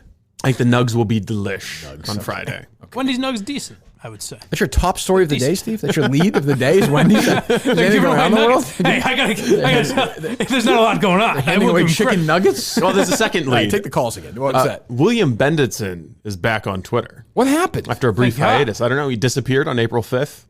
Never to be heard from again. Explanation? No explanation. No new posts on his website. Maybe he was suspended? All of a sudden he's back. No, I mean, there wasn't. He's not suspended from his own website. The website was down too. Oh, I think it wasn't down. It was just no posts. It was inactive? No best coverage in the business. William Benenson Patriots. That's the name of the site, or what's the name of the site? Maybe Benenson was furloughed from his own website. Could be. I'm saying, did he update subscribers? He's a shrewd business. I mean, I guy. can't imagine He there's a had to make lot cuts. of appetite for that right now, though. The draft, I guess, maybe there is. That's why he came back. The draft is Thursday. Yeah. Is that right or no? Yes. Well, there is some big football news. Tom Brady this morning in Tampa Bay. Jesus, I heard about this. this. He was in a park, Yes. Got playing booted pass by himself. Right. He was treated like a normal person. Mm-hmm. Yes. Do anybody believe that this thing happened or no? Oh, I didn't. I have no reason to disbelieve I didn't think it it was fake. Yeah, Yeah. it felt too like there's one man working out by himself. It was Tom Brady. I don't buy it. It does feel weird. What do you do? He went to go play. He went to go play, and Guerrero called the police on him. He also has like a massive. He just went to a park. It seems strange. It was just like you and me. No, he's really not. Did he ever do that in Boston? No, Run around? I don't think so. No. I mean, I don't know. Does he have like a 50,000? I don't know. Maybe I don't know. Nor do I care really. But yeah, so he got busted. He had to leave. Yes, Jesus. Yeah, he had to go home back to Derek Jeter's place. I don't know if you heard. I heard that, but He's staying at Jeter's place. But I thought that you could go to the beaches and shit in Florida now. Yeah, that is kind of interesting. Maybe it's just the beaches in Jacksonville that opened up. I don't know. I don't know. Is Tampa not? It's northern Florida that. Jacksonville. I don't know where Tampa is. I don't know where Brady is. Well, I imagine he's in Tampa. That's what I'm saying. You don't know where Tampa is in Florida? No. What do you mean? Geographically? Oh, is that one of the places yeah. that opened up? I don't know. I don't know. Yeah. I don't know the answer to that. I don't know. I mean, the governor announced it though, right? So it wasn't statewide. I don't think so. Oh, that's not the way they phrased it. They say okay. Yeah. I have to say, even if I was in Florida right now and they opened up beaches, that would not be my first place to go. Like the beach isn't so great that I'm missing it. Well, I miss bowling alleys. That's why I'm going to Georgia next week, so I can do some bowling and go see a movie. It's about time. Sounds like fun. Fuck's going to do that? What the fuck is wrong with these people? Sharing, but they're going to take the proper precautions. What are they doing? I mean, there were protests in Maine yesterday. There was like a crowd of 200 people gathered at the State House to protest the closure. Well, I mean, yeah. I mean, I guess I understand this frustration. I do get that. But like, so May 4th is when Massachusetts is when things are supposed to reopen. Obviously, they're not. But will Baker? Like I said, the deaths have gone down 4 straight days now in Massachusetts. I think yesterday was the 4th straight day the numbers have gone down. Yeah, I think so. So let's just say basically the trend continues for the next 2 weeks. Will Baker ease in that rule, whatever that fucking number one, fucking, you know what I'm saying, the phase one rather of is that going to happen? I don't know because what does that mean? We went down in new cases from April 2nd to April 14th, and then we went right back up. Yeah, but they said that was going to be the hot. But for weeks they said that was going to be the peak. Yeah, but I'm just saying, like we've seen downtrends before, only to see more new cases. Right. So I think you're going to have to see like a week or 2 weeks of downtrends. Well, let's say today's the 20th. We get to May 4th. It's 4 days in a row. Let's say by April 30th, 11 of the 12 days have seen. Will Baker say? And what does that mean? Does that mean restaurants could open with less than? Because I think it's groups of 25 people or less, right? That's phase one. Yeah. Then it'll be really hard to police because then you're saying you can have 25 people if they allow 30. Are they? That was kind of the issue before they did it in the first place, right? Because they were saying could be 30 people. Remember what the number was? The other thing is that nothing matters until you open up the schools and the child care facilities because there's so many people who can't go back to work if their children aren't in school. Well, some child care facilities are open.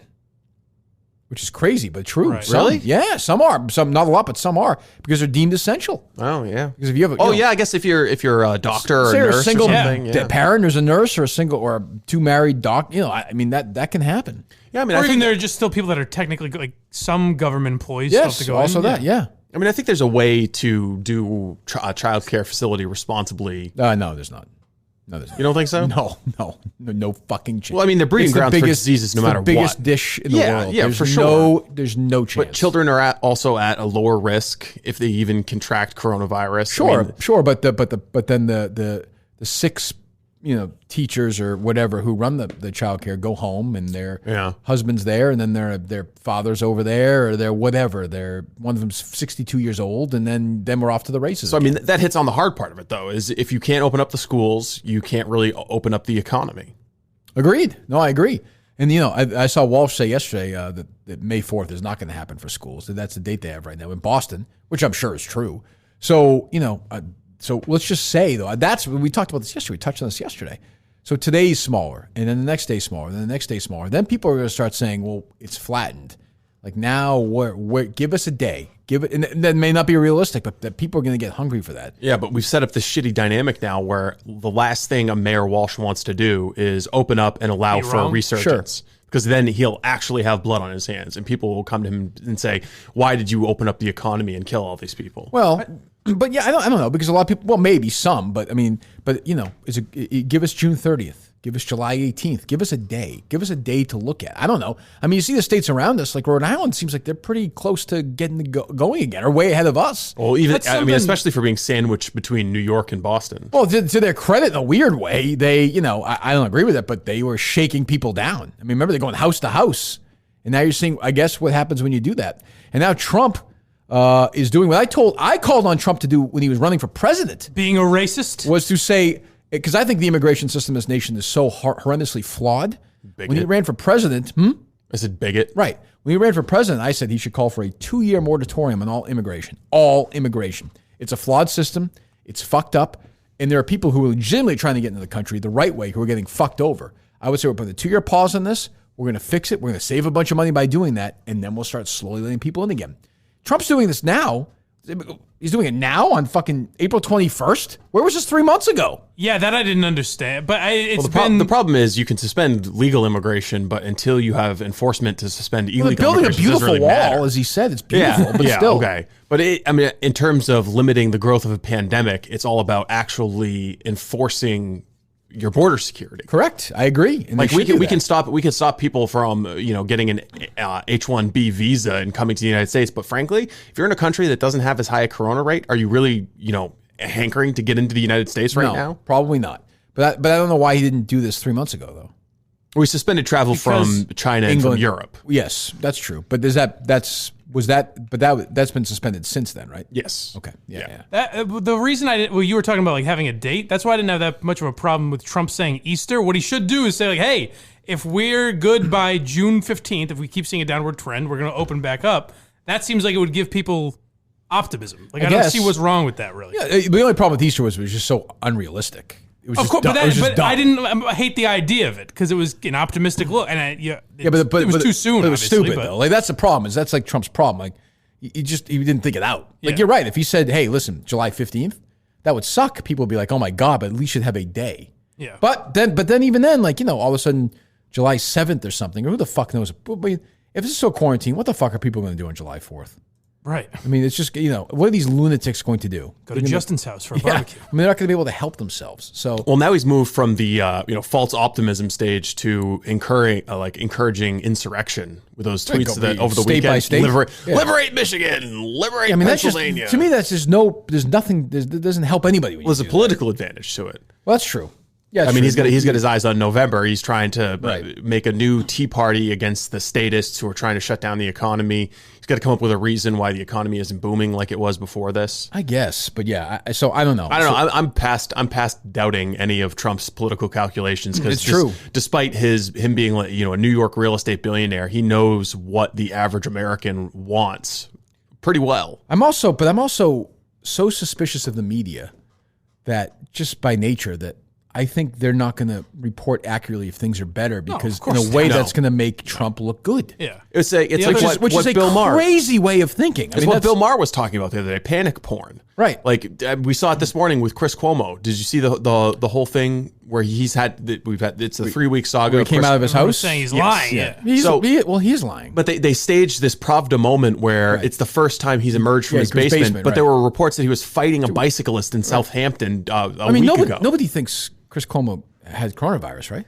No, I don't think he had coronavirus. You think he's lying about having it? Yes. Oh, okay. Well, of course. I think it was a plea for sympathy, and it was also a TV moment. It was ratings. Yeah, we could say I'm the guy with coronavirus. No, he's got his brothers fighting coronavirus, so he can have coronavirus. Did he ever produce a test? Did he ever say he was tested? No. He did claim that. I know, but did he ever produce a test? Oh, I didn't see it. Well, why not? I mean, if I'm him and I do a TV show, I would do a whole thing. I'd show the test. I mean, how's Kathy Griffin's corona test going? Yeah, we haven't seen the updates on that, right? How's KFC's corona test going? Well, I think you heard him. He legitimately had No, I saw his test. Yeah. No, but he said he tested negative. Yeah. Which Michael Scott found out did not mean what he thought it meant. Oh no! I'm watching that with Kate and Harry now. We're all watching, and like that's the first couple of years are a good show. Oh, it's great. And then until they lost, I'm kind of bummed out because we're getting near where they start losing their way. See, I think the whole time Michael is on is a good, decent show. Yeah, it gets decent, but it wasn't as good as it was the first couple of years. No, of course, the first 3-4 seasons are great. They get so absurd with him that it's like, he becomes a caricature, and he would never. But at that point, he would never be the boss of any company. Right. And yes. The part I really hated is that his bosses look at him as a complete moron. Right. They would just. There should have been some level of they kind of respect him or something. Yeah, like the David Wallace guy. Yeah. They can't look at him as a mentally challenged man. It doesn't work. It wouldn't make any sense that Jan was like in love with him. That too. Like, it's funny, but it doesn't really make any sense. No. But how do we get to The Office? You compared Michael Scott to KFC. KFC's coronavirus test. Testing, yes. Yeah, I mean, listen, if Cuomo wants to produce his test, I think he's total fucking bullshit. Total bullshit. You hear that, Chris? Yeah, get moving. I know he's got a temper. I don't want to get in his way, but The other coronavirus thing I saw yesterday that I was not at all shocked by, but like that Zuckerberg has some role in coronavirus management. Of course. But I saw that they've been deleting, like if you make an event saying, like for protests, like there have been, then it gets deleted from Facebook. So I saw a couple of things about this. One saying that was happening, and then another that was Facebook coming out and saying that wasn't true. Well, yeah, of course, Facebook should say that. I thought there was a lot of back and forth as to whether they were organizing those. But I mean, I don't know. It's a tricky situation because if you're Facebook, you also don't want to be a super spreader. Like you don't want to be the platform where the rally of 10,000 people who all contracted coronavirus started, right? No, but if people are just planning an event to leave their house and want to express some fucking being disgruntled about it. I mean, I don't get what. I don't want them censoring it either. Business? But I understand as a business, if you're trying to keep your consumers alive. Like their commitment is to make money, not necessarily. Yeah, but then they shouldn't have any events. Protests. Like then they shouldn't have events. Like I made events in college where I was having people over to drink underage. How about they do whatever's best for their shareholders? I mean, I guess right? I mean, they're a business. They don't have any a social responsibility. They have a fiduciary responsibility to their shareholders. I always get back to this. Why have an argument about anything then, I guess. But what do you mean? Oh, go ahead. No, you get a little tension. Go ahead. I didn't mean to get in the way. Continue. No, I just mean as a company, it seems like a shitty thing for a company to do. Let's get through. It doesn't matter what we're talking about Facebook, whatever. Steve thinks you're dumb, Mike. I know that. If you get anything that's not, I don't have a problem. Anything that's involved in the news thing, he's gonna talk down to you. I was talking down to him. I was just pick another subject. You can do it again. I can listen to this all day. You think that it's shitty for Facebook to take down those groups? I think that they have a fiduciary responsibility to do what's better for their business. You're defending Mark Zuckerberg, Steve, correct? I am, yes. Okay, surprising. Interesting. I'm a big Zuck guy from way back. All right. Seems like Zuck. He shortens his name. Yeah, he doesn't like that second half of the name. Well, for example, I'm just reading this here. There are a total in the state of Montana, 430 cases of COVID-19. No new deaths the last couple of days. 11 deaths to date in that state. We talked about this again yesterday. This always makes me nuts. Like, what are they? Why can't they be open? And they're locked in. There's a guy who owns a grocery store, a general store that may be open, but you know what I mean. Whatever. Yeah. In Montana, he can't work. Like they cannot. That to me. When the extreme right wings, the Jerrys and all those guys start yelling and screaming, right now Massachusetts is still a hotspot. New York City, of course, but fucking Montana. Yeah, but then then we make fun of Georgia for opening up bowling alleys and shit. But it's like that's a business also. Sure, but I mean, but I think Georgia is a little more populous, and they've had some real. I mean, I don't know. Look up the number of coronavirus cases in the state of Georgia. There's 433 in Montana. Yeah, I have no idea why. There's probably as many. Can't be open. Georgia has 18,000 confirmed cases, 687 deaths. So slightly different. So that's what I'm saying. I mean, you would think this is why we have federalism, though, is so that every state can craft their own response. I believe it's states' rights. But if Trump says, the governors need to take some leadership on this, they say, oh, well, fuck you, you're trying to pass the buck. And if he tries to impose something on them, like, wow, you don't have the constitutional authority to do that. But he's kind of doing it without any real plan, though. Well, of course. I understand their frustration. There are valid reasons to criticize Trump on this, but he's also in a damned if you do, damned if you don't situation where if he closes down travel from China, Biden hits him as being xenophobic, and then a month later, Biden's saying, "Why didn't you close the travel from China earlier?" He's going to be criticized on either side of no matter what he does. In the state of Montana, there have been 57 hospitalizations to date, 57 in the entire state for COVID-19. Yeah, and by the federal rules right now, everything's closed. Yeah, again, kids aren't going to school. That's good social distancing. I mean, but that's the thing. But then they'll say, "Well, see, it worked." Yeah, and maybe they're right. But we're getting sort of frustrated. We want to go do stuff, but at the same time, I think we all understand Massachusetts is in the middle of it right now, so it'll hopefully get better. But imagine if this was going on in your state where you live right now, right? And we were doing this, and you're like, oh, I can't go do this, I can't go do that. My kids can't go to school. Your fucking mind. Yeah, I mean, you'd say I couldn't go play golf, whatever. Whatever it is you do in your app, you can't go see your family. You'd be like, this is fucking crazy. Well, I think the one thing we can agree on, these are intractable problems, very difficult to solve. I'm just glad we have people like Marty Walsh and Brian Kemp I swear to God, it's funny you said making that. these hard decisions. I swear to God, I was thinking this when I was running this morning, that how stupid Marty Walsh is, and he's the guy in charge of a city like Boston, how these human beings are going to live for the next 6 or 7 weeks of their life. It's great. But wouldn't you say Baker's really in charge there, or no? I mean... Sort of. I think they have their own. They've got their own little. Marty control in that. They have a little power battle. Like the school system, I think is. I don't know.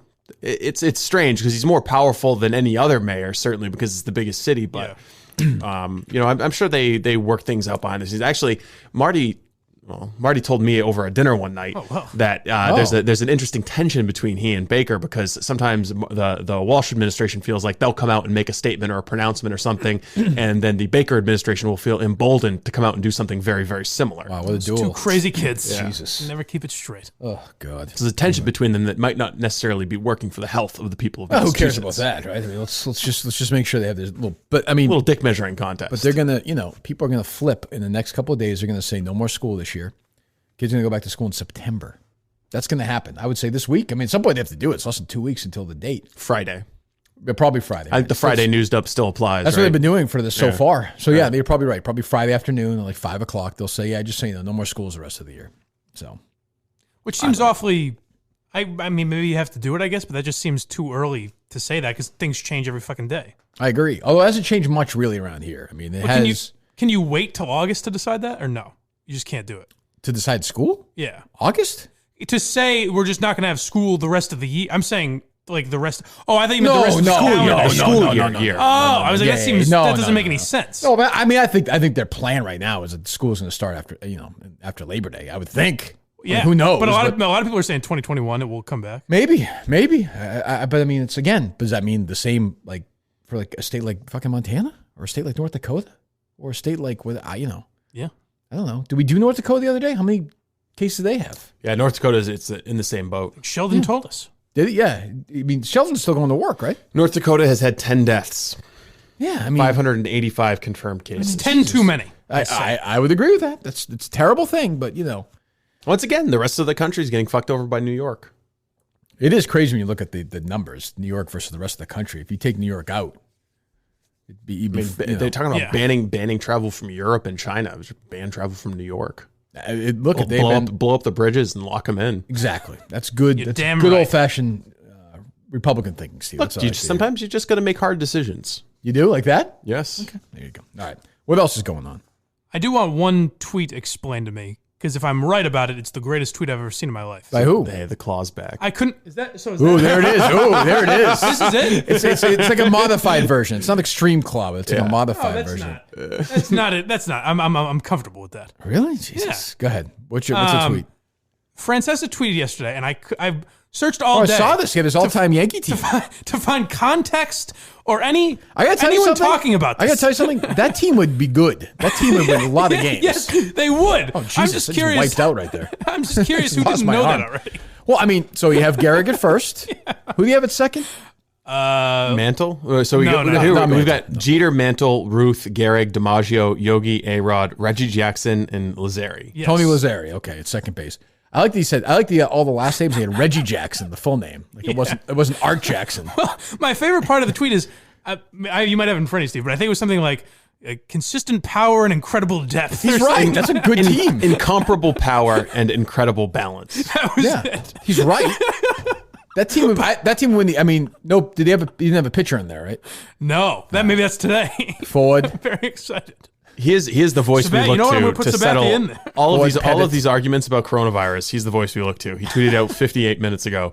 As we discuss and then begin to restart our economy, I see nothing but questions and very few answers. Well, that's what we've been talking to. He's right. And I mean pray for the biotechs and big pharma to ride to the rescue. We need a major breakthrough. Thank you, Mike.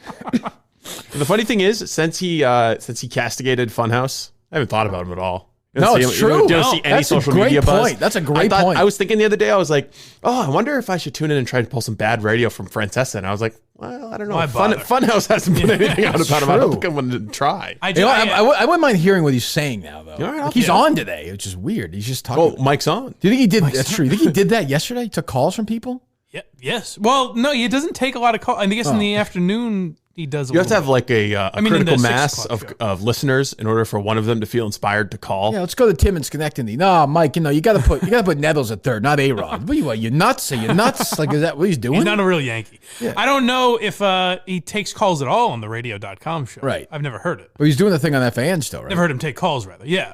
He does the half hour on FAN and then the weekend show. That was a weird tweet. Yeah, I know it was one of those ones. I hate those things now where it's like everyone's pick your 5 here. So that's what I thought it was, but I scrubbed the internet everywhere. I couldn't find anyone talking about this. He just put his all-time lineup together. Tweeting this. Yeah.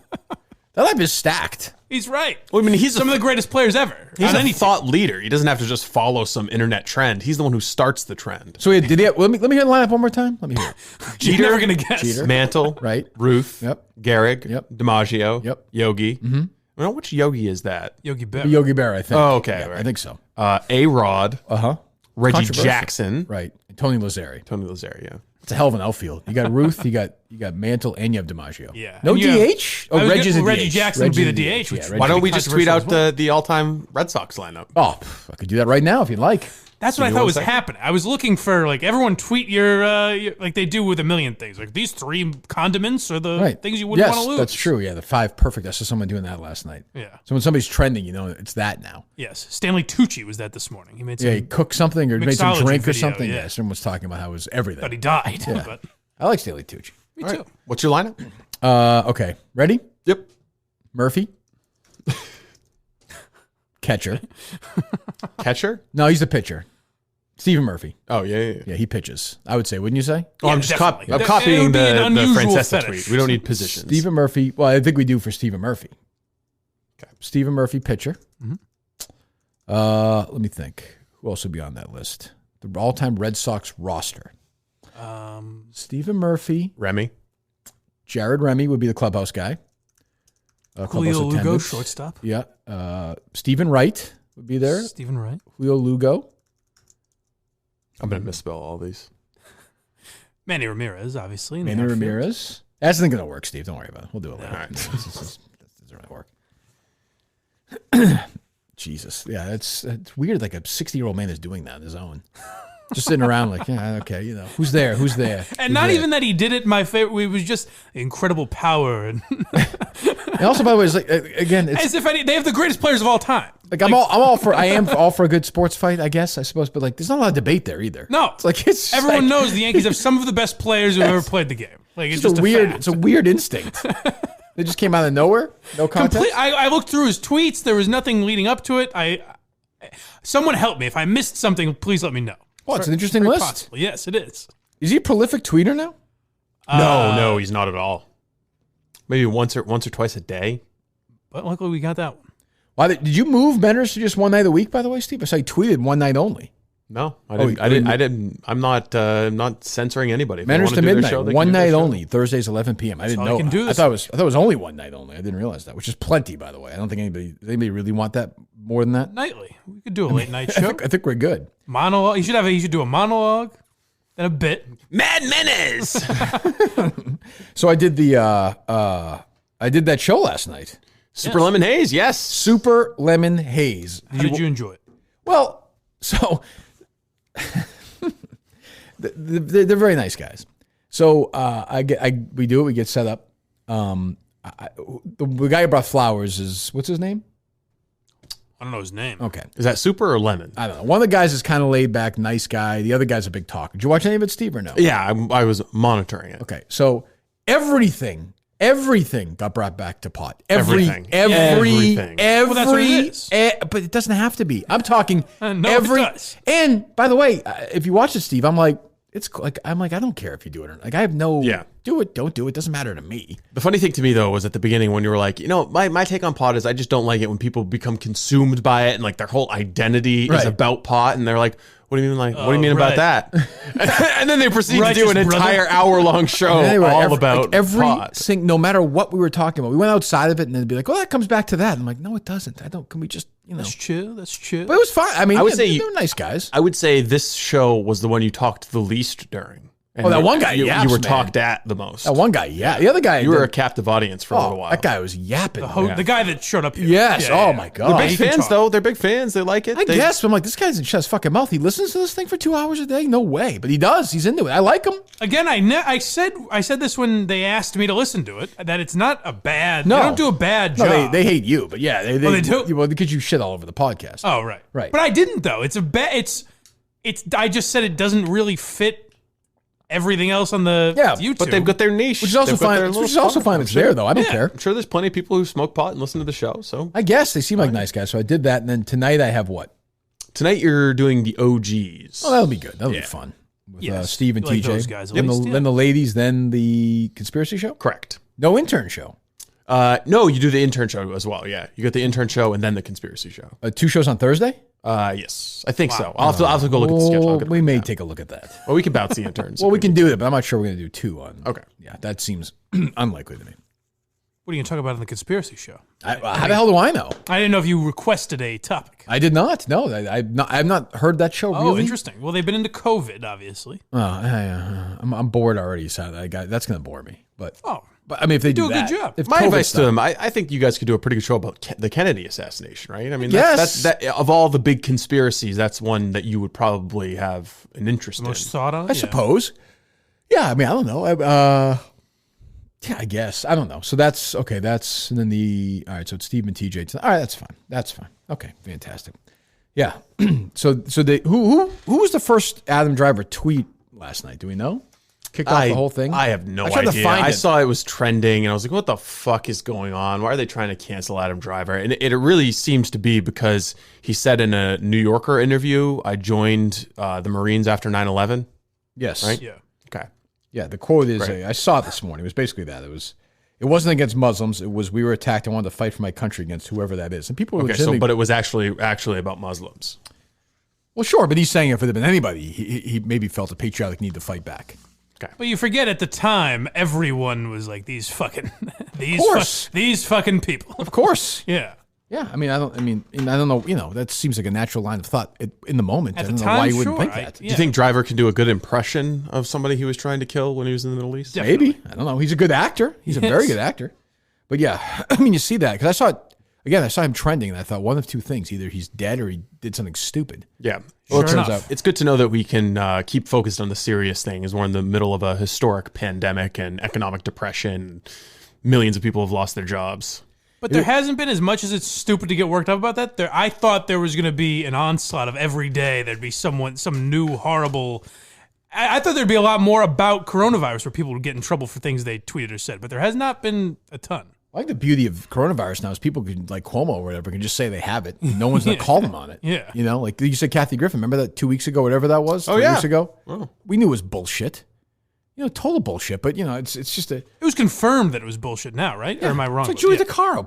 Bullshit. I mean, come on. Yeah. She said you didn't get tested. I mean, it's just ridiculous. Also, the reason I think you're not seeing as much as I expected is like there's actually something serious now going on, so people have never dealt with anything real. It was always like, look at what this person tweeted. Yeah. And now that doesn't seem so important. I don't know. This will go away. This time era might be the best time for something like that to come out. What do you mean? You know what I'm saying? Like if you had legitimate skeletons in your closet, old tweets or... Oh, that's what I'm saying. It doesn't seem so like important. An old police report. Yeah. This might be the best time for it to come out because the coronavirus is so all-consuming in terms of the news cycle. That's true too, I guess. So if you got any dirt you want to flush, now's the time. Absolutely. By the way, ExpressVPN is now the time to get some ExpressVPN as well, all around the world. You can binge anything you want. The UK Netflix, Canada Netflix, in France, Australia, Germany, any of them.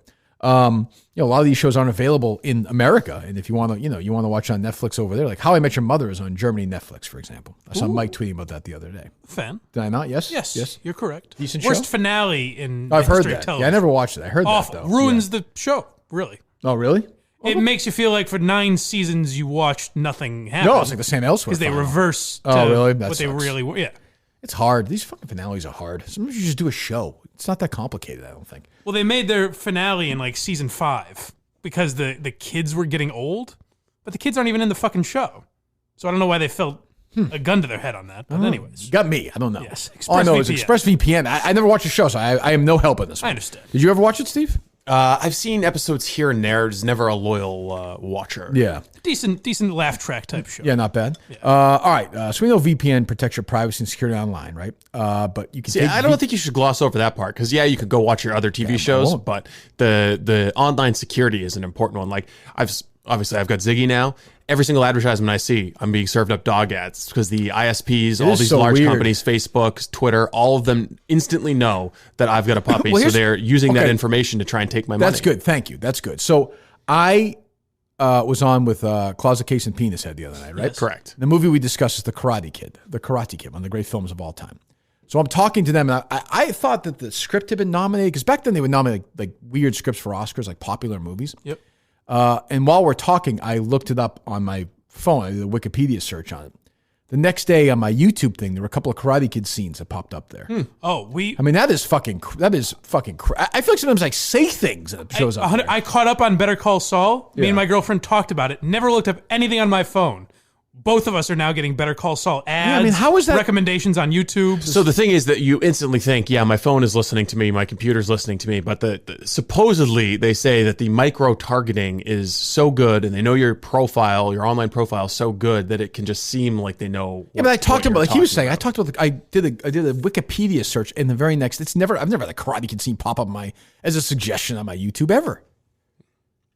We said that. Point is, VPN is going to help you out, right? Exactly. ExpressVPN adds an extra layer of security to prevent marketers from taking Big Brother advantage is of going you. to be gone. Go to ExpressVPN right now. It's compatible with all your devices, phones, media consoles, smart TVs, more. You get your porn as well. Pornhub from Italy. You get the premium service available. ExpressVPN.com/Minahan, MINIHANE. Extra 3 months of ExpressVPN for free. Support the show, watch what you want, and protect yourself at expressvpn.com/Minahan. It's also great if you want to be an anonymous troll online. Oh, okay. Get ExpressVPN. Now we're selling that up there. Give yourself some product. Little extra layer of security, Are you so doing some of that? nobody can dox you if your your internet traffic looks like it's coming from Israel. I didn't even think of that. Do we have any sound or anything today, Steve? Yeah, we got a little bit of sound. What do you got? In this dark time, Boston Public Radio is trying to enrich our lives with a little bit of poetry. So Jim and Marjorie are home, right? Oh, I think. Has Marjorie's been okay in one of these elderly homes? She's survived? Yeah, I think she's okay. She's still doing radio. I know, but she's in a facility, I would imagine. I guess she sounds like she's doing very well. So this is the guest they had on yesterday. They did an entire, looked about 20, 15 minutes on this.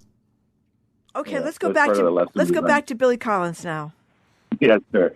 This is called Introduction to Poetry. It's often quoted poem. Oh, God. I asked him to take a poem and hold it up to the light like a color slide, or press an ear against its hive. I say drop a mouse into a poem and watch him probe his way out, or walk inside the poem's room and feel the walls for a light switch. Hold on. I want them to water. Hold on. Young John Devon. Hold on. I got a poem for her. Okay. Hickory dickory dock. Jesus. Is this like not even done like humor? It's supposed to be funny, right? No, they were actually he read many poems.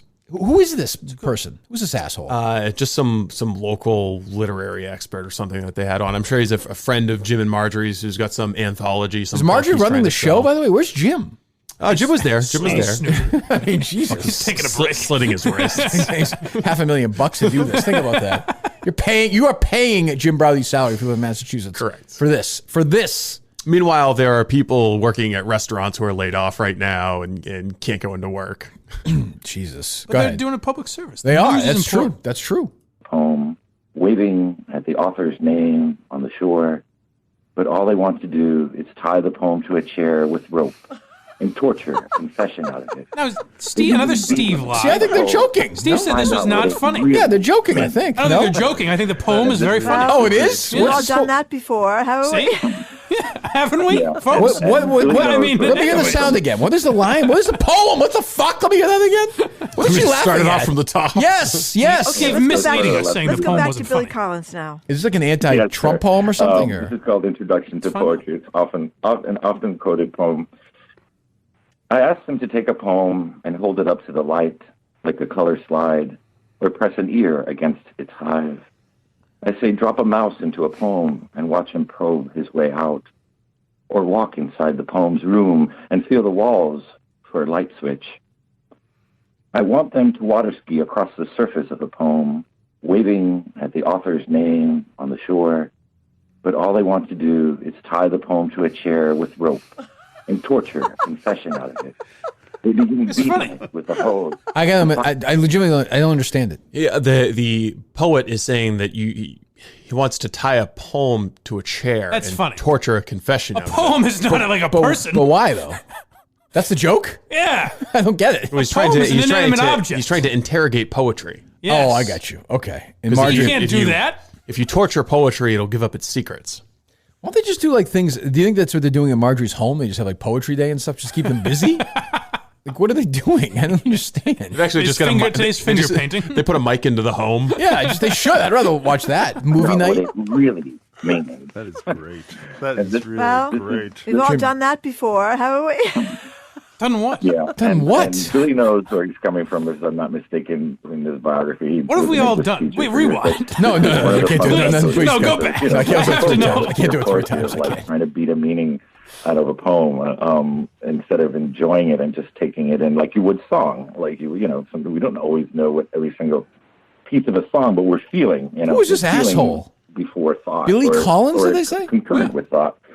Feeling as a door to understanding an intellectual part of the poem, but first you got to feel the poem. I love when he says, water ski across the surface of a poem, waving at the author's name on the shore, which is, we're always saying like, well, what did the poet intend? Like, Hold on. Let me be very clear about this. This is Richard Blanco, and he was on to celebrate National Poetry Month. Oh, where did Billy Collins go? I thought they said that, no? Billy Collins was the name of the poet that he was reading. Be very clear about this, okay? I'm not counting music. Anybody who likes poetry is a fucking asshole. Anybody. Now listen, you can make a living. I know a guy in Pennsylvania who's a poet. He's made quite a living. He's got an apartment. He's got 2 bedrooms. I mean, this guy has made a living. I like poetry. You're an asshole. Why can't you like poetry? Because it's bullshit. You don't actually like poetry. Slam I do. You read like E.E. Cummings. Yeah? It's a way of breaking who's your outside favorite of poet? the Okay, who's your logic favorite poet? of prose. I like the Psalms from the Bible, Kirk. You're an idiot. You're a fucking idiot. Fuck you and your stupid Bible. Who's your favorite poet? David. Okay. Well, I like Philip Roth. this guy's not correct. Philip Roth, the author? Mm-hmm. He writes books. Yeah, but he also does some poetry. What's your favorite poem of his? Yeah, go ahead. No, don't look at the computer. Don't look at the computer. No, I'm not saying I sit and read poetry all the time. Fucking, it's like him with the I think pizza. So you don't like You're a poetry. fucking liar. You're a pretty fucking liar. I think it's pretty fucked up to say you're an asshole if you don't like poetry. It's I very apologize. close-minded. I apologize. It marks You're a small fucking mind. asshole. It marks a small mind. Who's a bigger to asshole? say they don't like the poetry. asshole who's honest about it, or the asshole who pretends so people say he's smart? You're an asshole if you like this big category of art. I think there's like a pretentious asshole way to do poetry. Name me your favorite poem then, not counting the Bible. Go ahead. Okay, not counting my favorite poetry, name my favorite poetry. Well, okay, name my favorite Bruce Springsteen. Just because I'm not by like Bruce Springsteen, I can do it all day. All music is a big poetry. artist. Every Bruce Springsteen song is a poem. Come on. Every Bruce Springsteen song is a poem. You know exactly. Now you're playing semantical games. You know exactly. Every single Bruce Springsteen song what's your favorite is a poem? poem. Then? Go ahead. Sweet Home Alabama by Leonard Skinner. See, you're just full of shit. So music you're a is fucking liar. Why are you lying about what this? the fuck are you talking about? No one thinks you're smart anyway. The game is over. You're on this show now. Everyone who likes poetry is an asshole, and I said there are some poems. I like. Dr. Seuss is great fucking poetry. You're a fucking idiot. You're Steve. small-minded. That's not what you're talking the one about. saying you're this fucking liar. You're small-minded. You're unbelievable. You have this narrow little fucking box of a mind that you live in, and you don't appreciate good art. So name me one poem by E. Cummings. Go ahead. I don't know any fucking poems by E. Cummings. Walt Whitman. Go ahead. Blades of Grass. Okay, give me a couple lines. Go ahead. I don't know. Okay. So you know nothing about poetry. Nothing. Okay, Mister. I studied English in college, and then I hate you poetry. turn around and you hate poetry. I do hate poetry. Okay, that's fine to not like it yourself, but to say that I hate it. It's your crap. To say that everyone who's interested in poetry, everyone who likes poetry is a fucking asshole. A pretentious douchebag fuckwad. You don't like poetry. You have no. You don't. What? Give me a book of. I'm objecting. Give me a book of poetry you have. Give me a book of poetry. I'm objecting to your. Give me a book broad. of poetry you have. Go ahead. I don't know if you give me another one. Go ahead. Give me another one. Go ahead. Go. This is a great exercise. Go. This is a great exercise when you can't substantiate your allegation that everyone who likes poetry is an asshole. I just completely defending it and you don't like one poem. Because there are people who like poetry who are still not assholes. There's good poetry out there. They're being an asshole for saying they like poetry. And I can defend poetry generally because it's a way of getting outside of prose and analyzing the human condition. There was once a guy named Steve whose logic. defensive poetry was so weak he was asked to leave. There you go. There you go. That's my favorite poem. Okay, you happy? No, how about Andrew Dice Clay? His poetry. You like that? You're gonna say he's an asshole? You know how dumb this are. You know how fucking stupid you sound, honestly. No, you sound stupid for saying that anyone who likes poetry is an asshole. Your defenses have been Dice and Leonard Skinner and Dr. Seuss. Because poetry give me your favorite poem from David. Go ahead. Poetry isn't a rhyming Go ahead. couplet. Give me your favorite poem from David. You have a reductionary view of poetry. Give me your favorite. You just said David's your favorite poet, so go ahead. You have a reductionist view of poetry. You even have an example of that. You're the non-rhyming ones are worse. I'm not saying that I am some big connoisseur of poetry, but I know you really like it, and you don't have a single example. But poetry generally is a way to explore the human condition that isn't bound by, grammatical You're helping my structure. argument. You're helping my argument. Thank you. I win. Thank you. You're so fucking what other categories of literature are you willing to just write off? Poetry for sure. Okay. Poetry for sure. Yes. Right. You think that what you just heard right there was good? No, I didn't say that was good. I'm just saying who is the current poet laureate of the United States of America? I'm not willing to take one poem and yeah, I agree. I'm not willing to take one poem and just say like all of poetry is useless and an exercise in being an asshole. Okay, right, fine. So what's your favorite? It's like saying impressionist. It's like saying impressionist painting. That you're an asshole. Yeah, impressionist paintings they suck. Okay, yeah, they do. Yeah, they that's what you're saying. Do you agree with that? What kind of writing is okay then? What kind of writing is non-asshole writing? Books about the music scene in the 1980s? Those are really good. Yeah, okay, all right. I'll tell you what. That's right. It's not a fucking poem. No asshole has ever written a book about the music scene. The music scene in the 1980s. But here's the thing. I'm admitting that. I'm saying I'm writing that. Now, I'm also okay with you saying that, as opposed to you get your fucking dick in the dander over the fact that I say that poetry is pretentious shit. My dick is not in the dander. And then, by the way, I'm going to ask you for a single example of a poem. And you'll know exactly what I mean. You offer nothing after you claim you like it. Dr. Seuss. I mean, Steve, Dr. Seuss is good poetry. Completely pretentious. I mean, Dr. Seuss is not pretentious. Dr. Seuss is good poetry. Mother Goose. Like all of John Devon. Like there's a Jonathan Devon. Yes, he's a good poet. I'll give you that. I'll give you that. His subway examination was find that. Would you please find that? Dr. Seuss was kind of an asshole. Look at what he's fucking loop-de-loops and bibbly-boops. But Dr. Seuss is great for a 6-year-old. Yes. 6-year. It's great. I love reading Dr. Seuss. If you do something to my kids, that's wonderful. If you do something that people enjoy and it happens to be poetry, that makes you an asshole. Yes, people are pretending like impression. You would know the difference if a good basic artist, a good high school. My daughter Kate, for example, is a really, really talented artist. She happens to be a great artist, one of the greatest of all time. But she's really good. If you put a Renoir in front of her and she painted it, and then I said to you, which is which, you have no fucking idea. No idea. None. Well, we're waiting. Right? Sorry, I'm looking for Jonathan Devon's. Very important thing to do. It's almost like if a really, really, really, really, really good session guitarist played a solo of Layla and then Clapton did, and I said, which is what, you wouldn't know. Right. You wouldn't know. And it doesn't mean that Clapton's not better. He is probably better. But not even that. There's an element of just pretentious. Like, okay, that's a great riff, man. People who write poetry think they're being so deep, and like we wouldn't understand it. We're just, the layman. Yeah, I think there are like contemporary hipsters who write their slam poetry stuff. Yes, there are a lot of pretentious people, but I think Shakespeare had a way of examining human life and human nature. Sucked. Okay, well there you go. Boring. That's boring. There we go. Boring, that's the crux of it. Boring, we should have a slam silly poetry Shakespeare, and stupid Shakespeare. I'm sure the 1980s music scene novel will live up to all of Shakespeare's work. Well, I mean, the difference between you and me, Steve, is I'll own the fact I wrote a fucking book. That's the difference. What if we have... I won't be say, I didn't, please edit it out. Kathy's going to be mad at me. No Kathy for me. I write my book, my friend. I write my book. What if we have people by hook or by crook? I'll write my book, say I. Jeez. And by the way, I'd be a great poet. That's the irony of it. Jesus. Did they take his stuff down? And by the way, did he really? Did he really? Oh, you know. I'm having trouble finding it. It used to be just very easy. Oh, although I guess he's not the one that posted it, so he would have to go through a lot of channels. Oh, yeah, I'm sure he's not capable of doing that.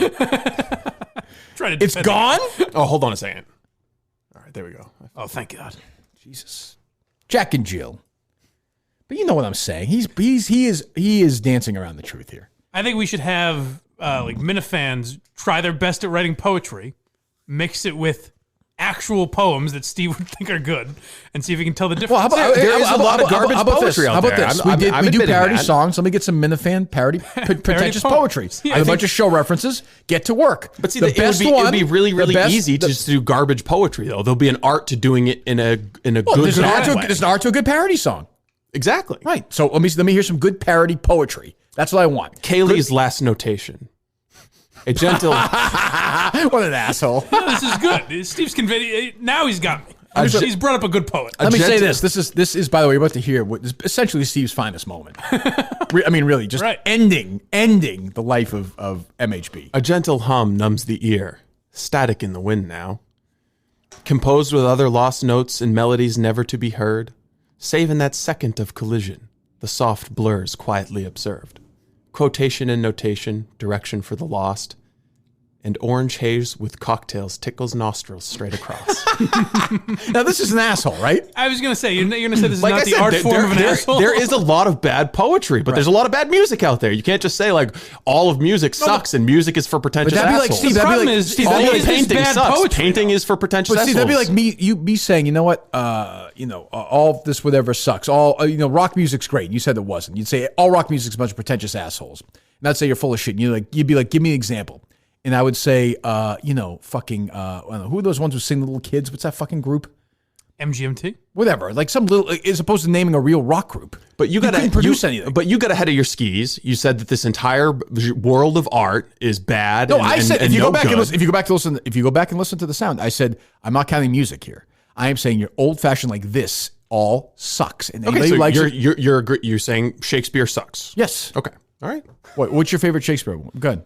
I mean, Macbeth, Romeo and Juliet. What are your favorite parts? King Lear. I mean, give me some parts of King Lear you like. Go ahead. Go ahead. No. This is what I'm saying. They're all. So go ahead. I'm just saying. You can give me all the King Lear you want. You can appreciate. You love it so much. You can appreciate. Go ahead. Keep dancing. Shithead. This is a great little trick. So go ahead. There's no trick. You can appreciate. There's no trick. You can like movies without being able to recite every single. Like, could I sing all of Sweet Home Alabama? Probably not. I've heard the song a bunch. Yeah, I've heard the song a bunch, but I can't sing the entire fucking thing just because you can't recite word for word. Favorite song. And you can't sing it? What's your favorite novel? Can you cite every word from your favorite novel? Passages, motherfucker. Okay, what are you talking about? But I'm just saying, like, just because you can't just I can sing all Sweet Home Alabama. I don't even like it. Just because it's your favorite song. Yeah, but just because some people are better with music lyrics than others. Just because you can't repeat every line lines from King Lear. Just because you can't repeat every line of a play. It. I understand its place in culture. I understand Macbeth's place in culture. It's total bullshit. It's. I don't know why you're doing this bullshit thing. If you could say all of Shakespeare is bad, then what are your favorite lines from King Lear? I don't like any of them. None. I hate it. Okay. I'm not defending it. Okay, exactly. I fucking hate it. But you're willing to condemn all of Shakespeare's work when you're probably just as familiar with it as I am. I read them in high school. I hated them. I don't claim to like them. I moved on. You say they're good. I read them in high school too. I understand that their cultural significance and how Shakespeare's created a bunch of words and terms and themes that echo down the halls of eternity. Sweet Home Alabama is your favorite song. You don't know the words to it. I probably know most of them. What's the first line? Big wheels keep on turning. There you go. There we go. How would you not know that? I don't know. You'd have to ask somebody who didn't know that. God, Jesus. Anything else? He's got a skull. I don't know. Are you willing to condemn other areas of culture wholesale? Like what? Go ahead. Maybe. Art, like painting. Yes. Painting. Yes. All of painting sucks. Yeah, pretty much. Yes. Okay. With sculpture. Yes. No, but there's painting you can look at and say it's good. Yeah, but I don't like it. I don't. No, but I think my argument with architecture. Poetry I admire architecture. You can hear good poetry and bad poetry, and it's the same fucking thing. That's what I mean. Yeah. Who the hell knows? This could be the best poem of all time. It's like Jackson Pollock selling a painting for $30 million. That's what it makes any fucking sense. Yeah, because when he said, well, some of it's shit, referring to MHB, it's like, I don't know, that sounds as good as anything I've heard for poetry. I would agree. The guy's a terrific poet. Exactly. I'm trying to prop him up here. Yeah. He's a fucking blimp, but he's a terrific poet. Unbelievable. Any other sound? I didn't think this was going to lead to that. Well, speaking of art and poetry, I've got War of Roses from San Diego. They're still going? Ryan's least favorite segment. That's true. Ryan's not happy. This is a good one. They actually, these are a little bit more believable because they have a segment on their page where you can open up and submit your own story for a chance to be part of their War of Roses. Okay, that sounds realistic to me. Do they give more leeway than Carson Kennedy? Like, do they say we know anything about coronavirus or anything? Not in this one, no. I don't understand how they think they can. It's War of the Roses. Jump on the website at magic925.com. You can let us know what's going on, and then we'll get you on and try to figure it out. This morning, Tilly is on the line. Good morning, Tilly. Hey, how are you? Let's see. I'm looking at your email here. Jerky boys? Let's go on with, hey, how are you? Yeah, Let me hear that cut again. Let me hear that cut again to start. Hold on. It's War of the Roses. Jump on the website at magic925.com. You can let us know what's going on, and then we'll get you on and try to figure it out. This morning, Tilly is on the line. Good morning, Tilly. Hey, how are you? Let's see. I'm looking at your email here, and it looks like you and Jason have been together for a little while, huh? Yeah, we've known each other for about 7 years. We've been together as a couple for 3. Things have been going really well, and even some of our friends are like, wow, you guys look like you're on a track to getting married. Yeah, okay. That's good. Well, yeah, it was good until about, I guess, a month ago, and I've been sitting on this for a while. He asked me, I'm almost embarrassed to say it. He asked me about an open relationship. What? I like this. Meaning exactly what it means. But also, like, this man we don't know wants to have an open relationship. We're shocked. He would do that to you, What Tilly? did you tell him? Did you tell him that you were okay with that idea? I don't think she's going to say that. I've always been a one-woman man. Okay. You look at no, all I'm fine these with it, actually. I just wanted to call in, see what you guys were Did doing. she say she's always been a one-woman man? Did she say? Yes. Oh, all right. She's nervous. Well, what did you tell him? Did you tell him that you were okay with that idea? I've always been a one-woman man. Okay. You look at all of these movies and the Snookies and the J-Los who are to open up to everybody. I don't do that. There are too many diseases. J-Lo has out there. What? J-Lo has an open marriage? What's going on here? I don't really know what she's trying to do. Okay. Snooki and J-Lo. No. Right, and you told him this that. is the point of our call, but she's got some Sopranos lines she wants to do for the guys. All right, well, here's what we can do, Tilly. We can call up Jason. Maybe there's This guy something going sounds on just here. like Maybe not. Carson. Well, I'm a little bit, yeah. There is. So Okay, I'm really hoping you guys can help me, and that's why I sent the email. Well, he won't know that you're on the other line. Let's get Jason on. We'll offer him a dozen romantic roses that he can send to anybody that he wants. See, they do the roses in a little bit more of a realistic way. I'm hoping Carson and Kennedy might catch on to this one. A show like this, I know I asked this last time, is their whole show pretending the coronavirus isn't going on? Or No, they can't, they must it's do every little story. every one of them has a news segment or a call-in segment. By the way, the deeper we get into War of Roses, the clawier the claw gets. This is it? Oh my God, no. That's not as bad. That's still not as This bad. is just a man with a hand. What should I be doing with this? I don't know. It just doesn't look comfortable in any way. Well, I don't know. This is just how I sit.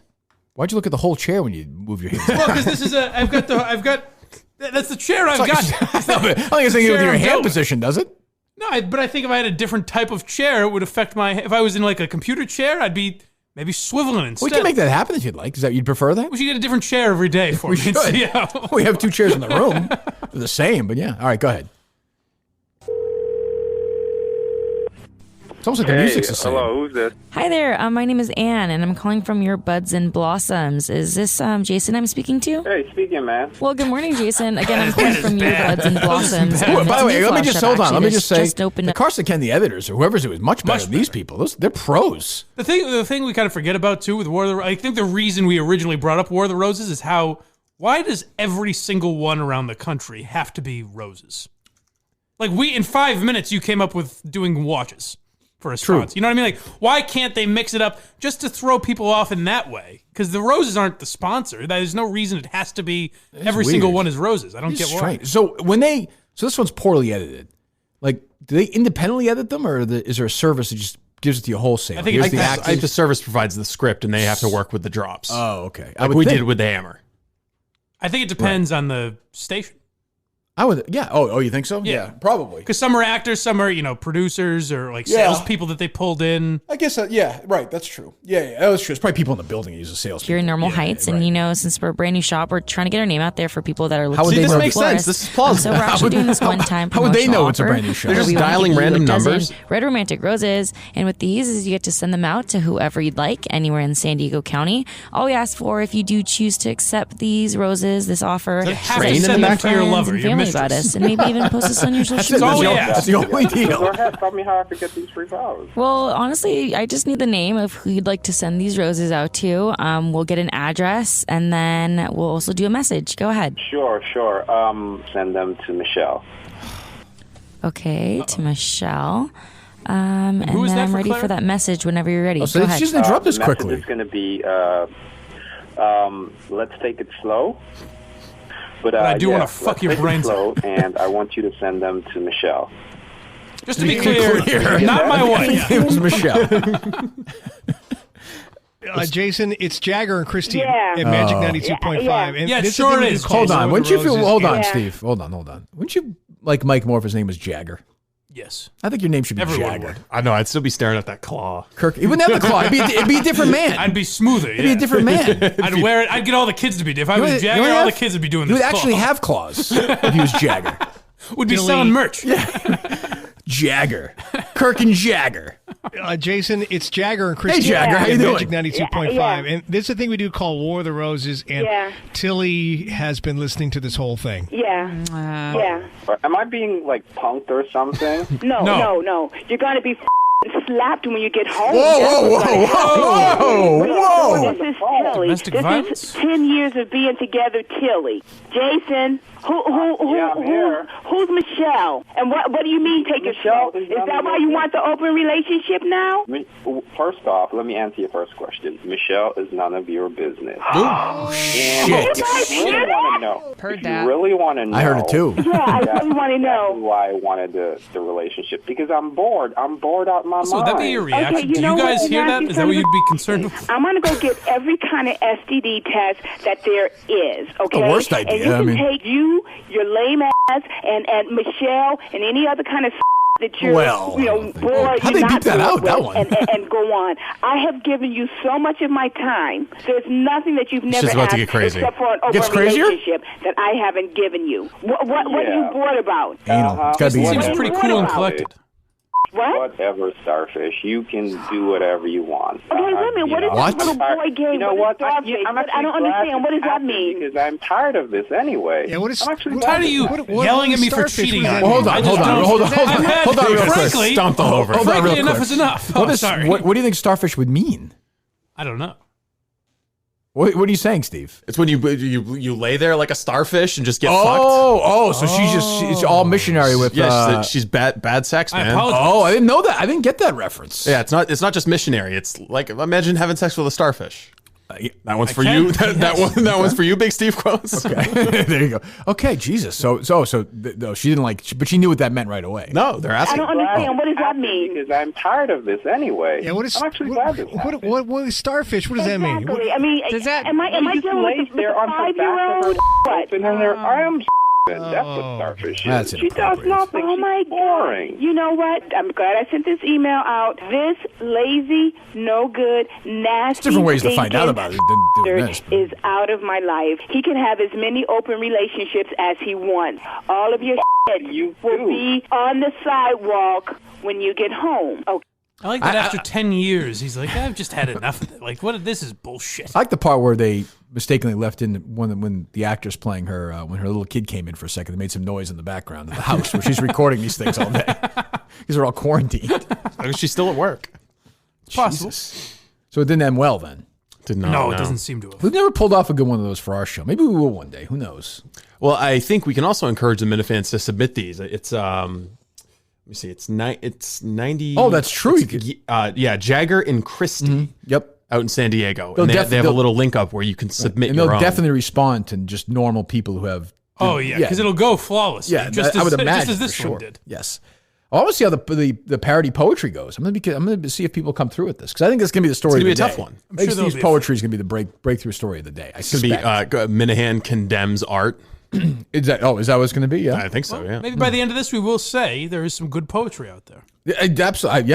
Listen, I'm open to it. God knows I'm open to it. I'm open to trying Omax Cryo Freeze. I was talking to my boys about this last night. This sweet. What is it? Super Lemon Haze podcast. They were asking about this product itself. And I said, look, even this morning I woke up sore as can be. The CryoFreeze CBD roll-on developed by Omax Health is going to get rid of nagging muscle and joint pain immediately. They're saying, which I'm in, while providing long-lasting recovery. I know a lot of the runners out there, a lot of the runners have been reaching out to me. They're doing the 5K next month. A non-prescription triple-action pain relief roll-on is especially formulated to block pain receptors, reduce inflammation, and improve muscle and joint flexibility. 100% CBD-powered remedy works magic within 10 minutes of application, and relief lasts up to 8 hours, much longer than over-the-counter products. Steve, when am I getting this in my life? Is this coming soon? Yes, actually, I think it came at the end or beginning of March. We have it? Yeah. Well, we've had it for a while. I've got it on my car. I've got a bag of stuff for you. Why don't you just come out to his car with him? Jason, luring you out. Just leave it somewhere, would you? An athlete can use it. Somebody just your basic. Somebody going for a walk right now. There's a lot of people I think doing more exercise now. They haven't done it before, going for long walks during the day. If you haven't done much of that, if you're playing, doing whatever you're doing, different workouts around the house, give it a shot. I'm going to start using it today. Simply roll it over where it hurts and ice out the pain. No messy creams, no horrible fragrances. CryoFreeze works within 10 minutes of application, improve physical training, recovery, and performance. So go to omaxhealth.com, omaxhealth.com, enter the code Kirk, K-I-R-K, 20% off CryoFreeze and site-wide. This product is a real deal. omaxhealth.com, enter the code Kirk to get 20% off. That product and everything else site-wide. So there you go right now. Omax Cryo Freeze. So go to omaxhealth.com. Go to deathwishcoffee.com. We thank them as well for being with us this week. Geology.com. Use the code Kirk. $1 per day, $30 for 30 days for that. And expressvpn.com/Minahan. Great sponsors joining us here this week. Anything else, boys, before we wrap up a interesting Tuesday? I don't think so. Nope. This poetry is... Unless you want to hit on Predator Poachers. Oh, right. Geez, yeah. You know what? Yeah, let me go to the bathroom first. Well, let's do it. I'm gonna go wee first. Don't you think Brian Stelter's the kind of guy too that he would film himself crying if he was actually crying? Oh, sure. Don't you think? He's got the home set up. Right. Could you see him doing that? Did you see the article that the Free Beacon did rating all the news people's home studios? No. And there's the first day of home quarantine, Brian Stelter's in a closet or something. There's nothing set up there. The very next day, there's a stack of books behind him over his left shoulder. Guys, right? And one of them's Walter Cronkite's book and every famous journalist who's written a book. He's got it stacked in a tower. By the way, the poet that I was thinking of wasn't Philip Roth. It was Philip Larkin. I know. I've read Philip Roth books. This be the Goodbye, verse. Columbus. This be the verse is one that you might be interested in. You might think that's a good poem. What? Okay, well, whatever. Philip Roth. This might change your mind. This might change your entire philosophy. One of the great writers ever, but that's okay. The Plot Against America is a great book. Great book. Anyway, all right. So we're getting some guys who are going. So is this is essentially our guy Turtle Boy was on this too, right? Yes, he was. So he's great. So this is one of these things. It's like that old Chris Hansen Dateline NBC sting, right? Yeah. Yes. Where they're getting these guys, which is very, in a way, very strange. It's just like old style vigilante. Because they're not stuff. actually. You mean straight? Yeah, they're not law enforcement. Well, not only that, they're not committing a. They're not they're clearly by expressing interest in this. I'm glad that they're being found out. Yeah. But they're not real. I get what you're saying. It's the old. I used to watch. Look, I watch those To Catch a Predator all the time on Dateline. But these guys, they're poor. And every time you watch them, these poor bastards. Whenever they walked into the house, they were always scared. It was like they knew they were fucked. You know? Because honestly, a lot of them I believed when I would see. They're like, this is the first time I never thought I would do this, and now I'm doing. And you could tell by the way they're saying it. I kind of believed them, and it's weird because they're not. What they're doing in that moment is not a crime. because they're at the home of a. But actually, is a crime. But actually, not is a crime child. though, because they are engaging in a conversation with someone they think is underage. I think it's child endangerment. Yeah, but it's not an actual child. They're though. creeps. I don't really have a problem I have with a lot of them. sympathy for. I remember one of them killed Yeah. himself though, so they stopped doing it for a while. Yes, but So it's like what do you do now? Like you know They're these two just people sick- in the they're just community sick are dogs, these trying to meet dudes. up with little boys. Like what do you? Right. Well, you hire if you're the Red Sox, you hire them. You can't put them on a sex offender registry. Well, you can though, right? Like the Dayline ones, no? No, because Oh, if they haven't commit actually committed a crime, I'm talking specifically about the. Well, the people Dayline who've ones, been the cops caught by always show up predator and the poachers. cops would arrest them though in Dayline. Remember they always show up at the Oh, end. they do get arrested. Yeah, they get Yeah, because those guys were working with law enforcement. That's right. But these guys are just doing it on their own. But It's are very you a weird. sex offender if it's like And I think that- conspiring to commit a? Mike, would that be? Mike asks, interestingly. You know, fellas, I think you got to bone up on this one. Here's a what if. Just spitballing here. I think the law Let's just enforcement. say he looks like If I he's may, 18. I know you two fancy yourselves experts on everything, but this is one where I may. Let's just say he's muscular, but he's actually 15. But he keeps telling me he's 18. He can throw a hell of a spiral. That must I'll tell you. Is that illegal? I think that Chris Hansen got law enforcement to work with him because they were thinking, well, if people see that this is happening, they'll be less likely to engage in this kind of behavior. So there was like a legitimate deterrence effect to it. Right. Whereas these predator poachers are just doing it for like YouTube views. Yeah, it's weird, but are they doing a good thing? Well, I mean, they are exposed. But I don't think that they would have gotten the Stowe Police Department to cooperate with their investigation. Something tells me. You don't think but right. So that's the thing. Are these guys? Obviously, these guys are creeps. Fine, we all agree on that.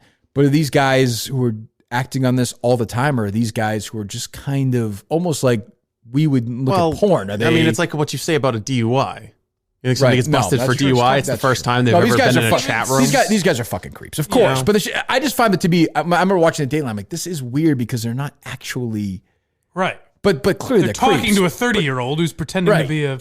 But I mean, 15. they do this with terrorism investigations too. They can entrap of somebody course, basically yeah. into agreeing to go place a bomb somewhere. But my it's just thing an is like, FBI guy. but all I'm trying to say is, if you ever find out that I get busted for this, like, understand it's the first time I ever did it. That's all. I would never. It's a mistake. Well, you were also just And you're trying to not help the committing guy out. You're not really committing a crime. You were trying is what to you want us reverse. know. You were trying to reverse poach the kid and let him know, hey, could have Everything's- been a yeah. pedophile who showed Right. up here Like, at I'm this not- Wendy's. Right? Yeah. Maybe the Wendy's. Hey, in a the lot of parking people are lot. creeps on this website. Let me come over and show you a little bit. Right, About and like, don't wear like little jean shorts. Like, I'm not interested in that. Okay, and don't wear a half shirt and don't talk like a little boy. That's crazy. Don't do that. Right. Thank you. Okay, let's get back to it. Yeah, the Stowe is chief. So Stowe's a town out actually where Greg Hill lives. Yes, it's way out on Route 2. And the chief of police, these fucking people. Like, these people are fucking sick. They're dogs. They should have their dicks cut off. I'm with you on everything. And the other thing is, this guy's the chief of police in this town. That one I can't make an argument for. The other thing, it's kind of tough too because they don't actually identify. It's not like the police show up in the video and arrest them and they show their ID. You're just kind of left like looking at pictures and being like, well, is this the guy? I don't know. We're making like pretty serious accusations against this guy. Is that who it is in the video? But it clearly is him, right? They took him off all the social media. It looks a lot like him. Yeah, I think they have. It is. I mean, I'm pretty sure it's him. Yeah. And then there's that guy who wrote for the Herald for a while and was on the radio and there's a podcast now, and like he was just he wanted like some Munchkin version of it or something. It's very weird. I don't really understand that. I don't know if there's any sound of him when he got popped or not. No, it was very bizarre, and I didn't think any of it would work on a podcast because he just kind of starts shaking and he's like, what? And it's mostly the poacher guys. I think he was going along with the joke here. I didn't know. I thought he might have been. There's a guy who used to write for the Herald and he was on EEI for a while with Kirk Minahan. Now he has his own podcast. He got popped for it. I don't know if there's any sound of him. When he gets popped, Steve, we'll try it again. I'm hard, man. I admit that I cried. Okay, I was 14. Please tickle my feet. So I'm ticklish. So hold on. What did he say to the boy? What was it? I'm hard, man. And then he has some sort of fetish. What does he like to be tickled? Is that right? And I'm ticklish. I was like, in the clubhouse all the time raping boys. When he says I'm hard man, he thought this kid was a man, right? Yeah. I'm hard, man. I think he's I talking didn't to cry at himself. all. What happened when you got arrested? What did you say in here? It was not easy. Oh, did you cry at all or no? Didn't cry at all. Were you erect or no? I'm hard, man. But you were in the clubhouse for a while, I thought, before this. I was in the clubhouse all the time, raping boys. Oh, Jerry, get over here, Jerry. Watch out. She was smoking hot as a kid. How about feet? Is that your thing or no? Please tickle my feet. Yeah, I used to be an altar boy. Now watch me get infected. What could happen? The thing that he was an altar boy, there's a pattern that develops, you almost feel sad in a cycle way. of abuse. I don't wear pants. Well, no, that would make a lot of sense, that situation. I'm so excited. You were fired up for this. Oh, okay. Well, you were aroused. Well, were I'm you? hard, man. Jerry, this is a police officer talking to you. Do you have anything you have to say about this? I mean, you pop for this. Is there anything you want to say? I was in the clubhouse all the time, raping That boys. does not help your case. That's confession. That's a confession, Jerry. Bob Kraft's wiener. That's an older gentleman, so he's not consistent on this. Jerry loves consistency. What did Jim Browdy say when he found out the news? Did we get a comment from him or no? Oh my God. Oh, yeah, he was very upset. The Epstein connection. Was there anything that like, would Jerry want, do you have a fetish where he wanted the guy he was talking to say he was a little boy of some kind? Or was it, you want him to do? I'm a little hot dog boy. I love to fuck Jerry. Oh, wait a minute. Wait a minute. But I'm of age, so I never So it's could. consensual. I'd love to fuck Jerry. Yes. Oh, okay.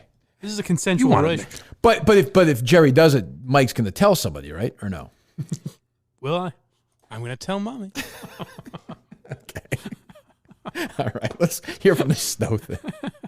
Steve didn't catch a line, but boy, once he got going, he was really on a roll. He's the after best. that. He's the best. Well, it's because there's the other guy who was, I didn't know if he actually had a Herald column. Oh, the Jeff Deal guy. Yeah. Might be a Steve fan. Was probably, I bet you Steve knew this guy. Yeah. Oh, you did know him? Yeah. Oh, you do know him? You do? I mean, yeah. Not from the show or anything. He was a big conservative guy on Twitter. Oh, yeah. Yeah, he was all over Twitter, yeah. Was he a big Turtle Boy guy, too. Oh, he was? Yes. But Turtle Boy's not afraid to expose him. No, Turtle Boy's story actually includes tweets of him praising Turtle Boy's stories. No, that's and funny. Yeah. Also Dave Cullinane interacting with him. Dave Cullinane. Really. Dave Cullinane's first appearance in do we have a Cullinane quote on this? Did Cullinane have anything he has to say or no? No.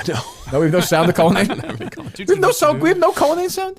He got kind of boxed out. He must have do, no? Was it singing when he got, don't know. I think he got boxed out of the soundboard as more Jerry Cullinane. Punishment for Cullinane. Oh, Jesus. How quickly he kind of drifted away. Yes. So we have no sound of either of these guys, no? No. Okay, yeah, it's weird. So the chief of police and then this guy who worked for Jeff Deal who ran for Senate against Elizabeth Warren, big local Republican guy. I will say that guy is what I would call central casting. Yeah, he is what you expect. Well, the people could make the argument. I don't think I have the photo anymore. But you could be linked to being this guy. You had a big Jeff Deal picture on your office wall back at Entercom. I did. Yes, I did. Well, it was you and Jerry's office, but I remember there being a big Jeff Deal sticker, and I was like, "That's odd." I'm sure. Well, I think it had something to do with Dino because Dino was like a spokesman. That's possible. But I wasn't there. I was never there when Dino was. No, but I think that was part of the joke because Dino was a big Jeff Deal guy. Yeah, that would make sense. He was the real deal. Yes. A good slogan. I can't believe he lost. I remember a few times Dino and I would talk a little bit. And he'd be like, he's going to win. I was like, he's really not. But he did better than expected, didn't he? Yeah, he got 28% or something. It's Massachusetts. I mean, he was a much better candidate, but he was also a total drip. This is the guy who we believe is the former Deal campaign guy. I just want the honest truth, okay? I'm not going to hurt you. I'm not going to harm you. I'm not here to hurt you. I feel so fucking... This feels like so voyeuristic, doesn't it? Does it feel so creepy? Oh, the other thing is, this video came out on March 30th. And only because people went back and looked at the Stowe Police one, and then people were looking at their other videos, did they later identify this guy. So this guy knows that this video has been sitting out there since the 30th of March. Oh, every day. But nobody in his professional life has figured it out. You want to talk about a pit in your stomach. Holy shit, imagine living that. But Mike, you want them to keep digging. Look at all the videos, right? I mean, you feel confident that you will not be... Okay. Okay. I mean, let's not do anything, but I think I will be absolved. Be great. He's known as the Claw. Hello. I'm oblivious. I don't even know what's going on. They've got there's like a 14-year-old boy is like his hand was really misshapen and he was trying to shove it down my underwear. It's not a misshapen hand, damn it. And he just, I told him to leave and he just left. He said, "Fine, I'll leave." Fine. He slammed the door. We couldn't arrest him on anything. He just got up and left. No, can you? All right, sure. We can sit over here. Who are you? Who am I?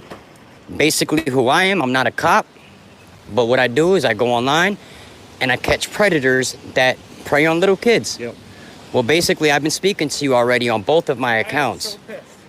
You know how long you made me have to sit there? He's not gonna hurt you. You know, I see you're shaking. Don't worry. We're not gonna hurt you. Okay? Don't worry. I just want to know, and I want honest answers. If you don't give me honest answers, I have your plates. I'm gonna turn everything into the police. You don't want me to get loud because then somebody will call the police. So I want to know, who were you here to meet? I was here to meet someone I thought was 14. Thank you for being honest with me. Is that okay? Do you work with kids? Why? Do you have kids? No. You don't got nothing yourself? Is this the first time we've ever done something like this? Yeah. So you know it's fucked up? Yeah. After you met with me, you're supposed to meet up with him. So that's 2 14-year-olds you're supposed to meet with. Calm your voice. Don't be too loud, though. I know I just don't want nobody to call the police have you done this before? And be honest with me. No, I really so today was just going to be your joyful day that you went and fucking met 2 14-year-olds. Yeah. He's nodding For real? the entire Did you bring condoms or anything? No condoms? So you were going to just use no condoms if you did do something? Well, the guy's like, where are the kids? This sucks. I never understood why these guys didn't say, like, once they got caught, why wouldn't you just say, I was online investigating? You know what I mean? Like, what do you have to lose at that point? Why just admit it? Pull out your own phone and start recording. I was like, that's a good point. Like, this guy just cops to everything. Yep, a 14-year-old. Yeah, so do you believe that it's okay? No. Do you believe that this is why you do this? No. Is that why you're attracted to young kids? I don't know. You don't know what? Do you think you need help? Yeah. Yeah, I'm going to get you some help. He's honest. All right? Okay. I'm going to send you Meantime, they just panned over to one of the guys who's doing this investigation. He's got his coronavirus mask on. That's the other thing. Importantly, the coronavirus isn't stopping the good work we're doing to catch predators. This guy's going to be the 14-year-old kid in the middle of coronavirus. Jesus, he's into it. God. Again, through the app. You already have it, but I'm going to send it again through the app. No swear. Yeah, but it's just unbelievable. That's an old Louis C.K. joke, right? Like, those guys are really committed to it. Yeah. You're right. Are you ashamed of yourself? I am. Are you married? No. What about if the people at your job found out? As if that would matter. Oh, no, you're cheating on your wife? I am married. Where do you work anyway? What do you do for work? I do financial consulting. How would they feel about you meeting They wouldn't like it. They wouldn't like it. They'd be surprisingly... What about your family? They're fairly open to it. They wouldn't like it? Do they know that you're into this kind of stuff? Yes, they do. Yes, they do. It's a progressive firm. They sent me the link. Yeah. They.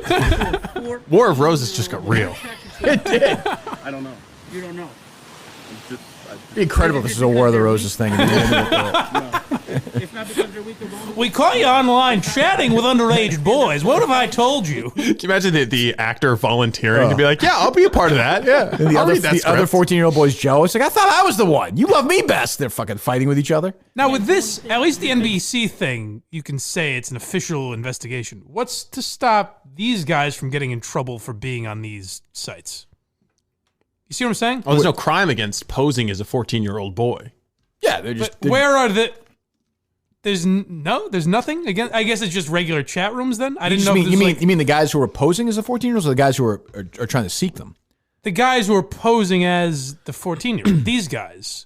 Why aren't they just as guilty of doing something creepy as this guy? They're not trying to have sex with children. Well, they're trying to coerce them. I mean, they're not actually like going to fuck this guy. They're trying to get him to make him look bad. I guess what I'm saying is, wouldn't that be a good cover for someone who's just in an online chat room saying, I was just investigating. Mike is working this angle out.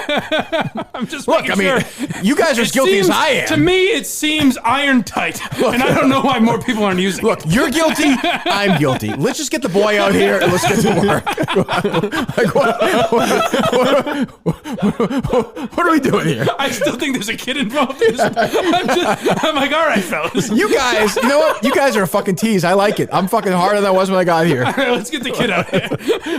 Mike's just trying to find a reason why it's okay for him to make his 2:00 appointment today. Really? Mike's arguing, but you guys are fucking assholes.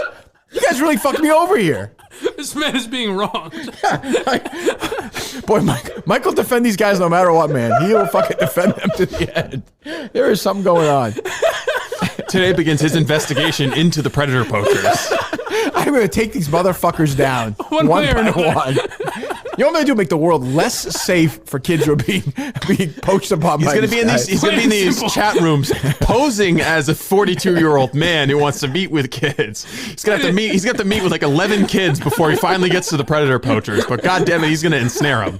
Plain and simple, I see two criminals in this video, and neither of them are this poor bastard. Mike is going to meet with these guys, these kids one by one.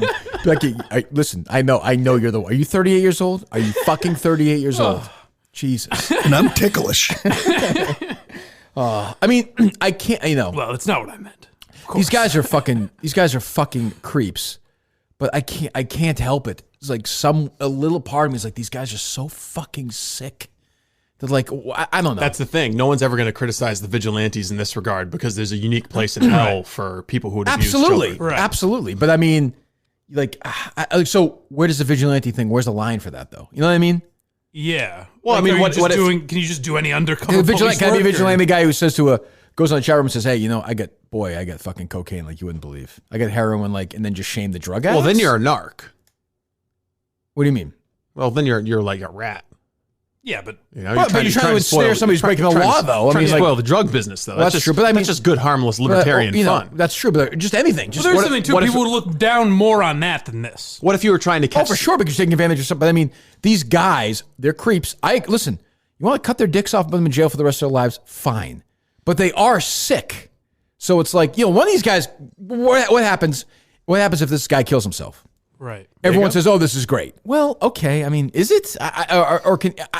Maybe he's legitimately never done anything before. I don't know. Yeah, it's there's weird. not enough looked into, like. And who are these fucking guys? I don't know. I said, throw them in jail for the rest of their lives. But there should be some sort of. They also go to counseling and try to rehabilitate themselves, and there's not enough looked into that angle of it. Mike has always said that about this, yes. Yes. I'll enjoy this fucking trend that'll start today. Yes. That'll be fun. I thought I was going to look like the biggest asshole today. What a great day. What a great day for DEC. Boy, we really squeezed a lot out of this fucking. Oh, this is a great warning for DEC. DEC loses his presidency loses presidency as the biggest fucking pervert in the Mike Actually, takes he'll be over. with me. The thing is, some support. So what would we do if this guy's a big political figure and he skated since March 30th? We got to go back and look at all these videos. I'm not going to tell you what to do as a producer. You can figure it out on your own.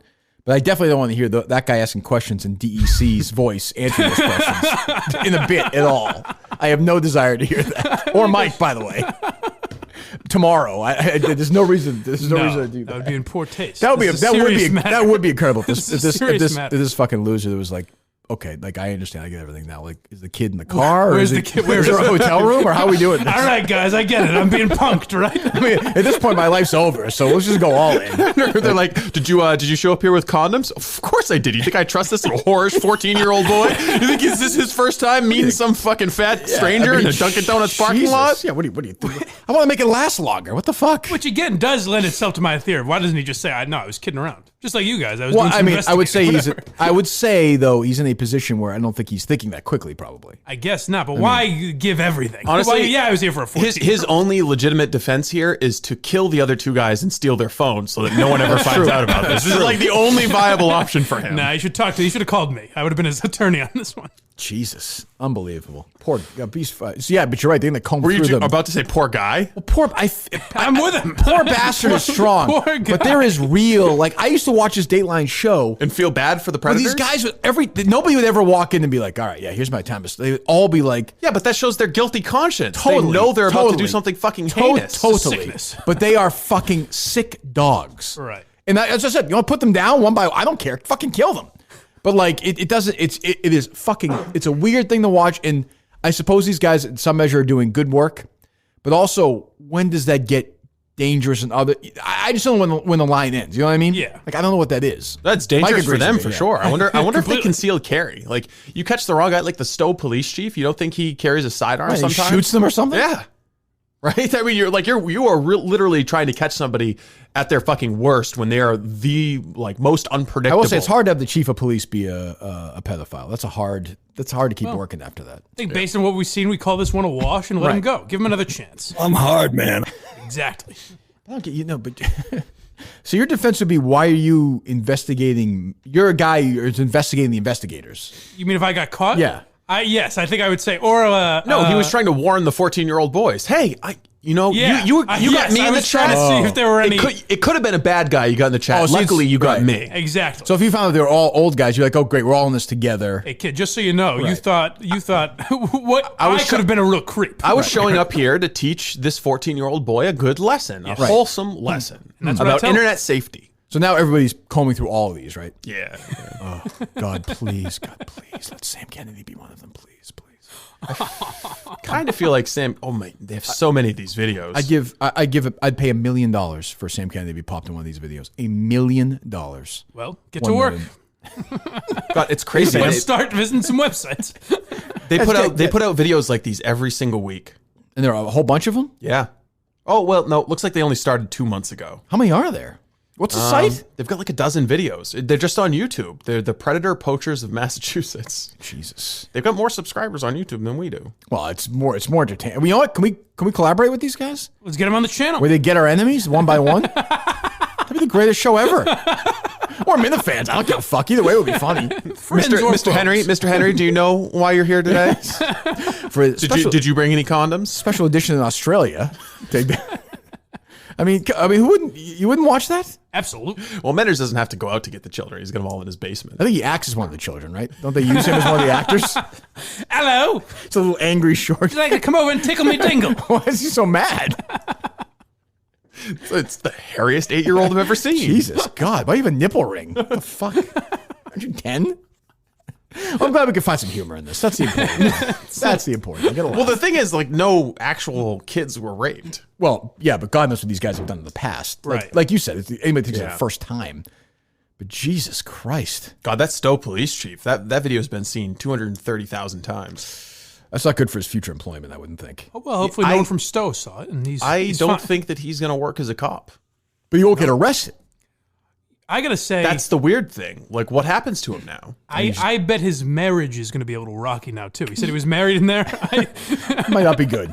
So he's gotta like, could be open marriage, like on War of the Roses. I bet what actually happens is he disappears from Massachusetts. He moves out to Wyoming, sets up shop in some neighborhood, and he's just that nice old guy next door. I guess. But so he's not a sex identity. So he's not a sex offender. No, he'll never have to register. He won't be charged with a crime.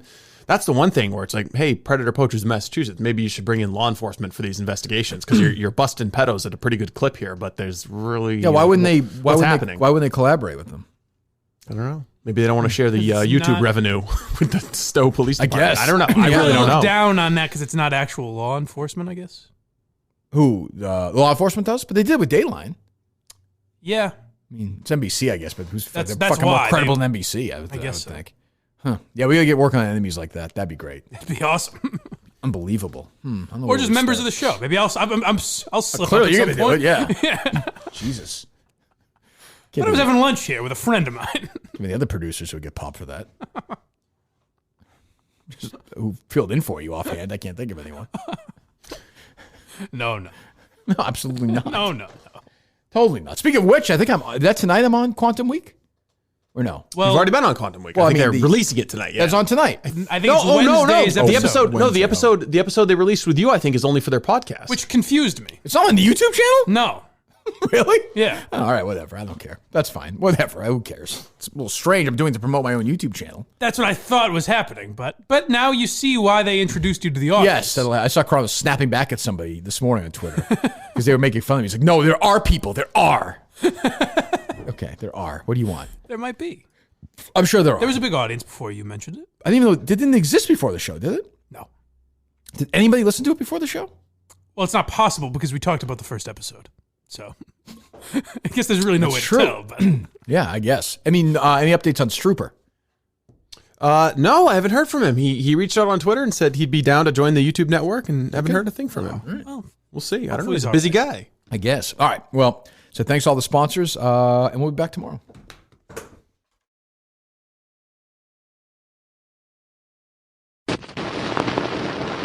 This was pretty reprehensible. I don't know how it can be anybody's idea of humor.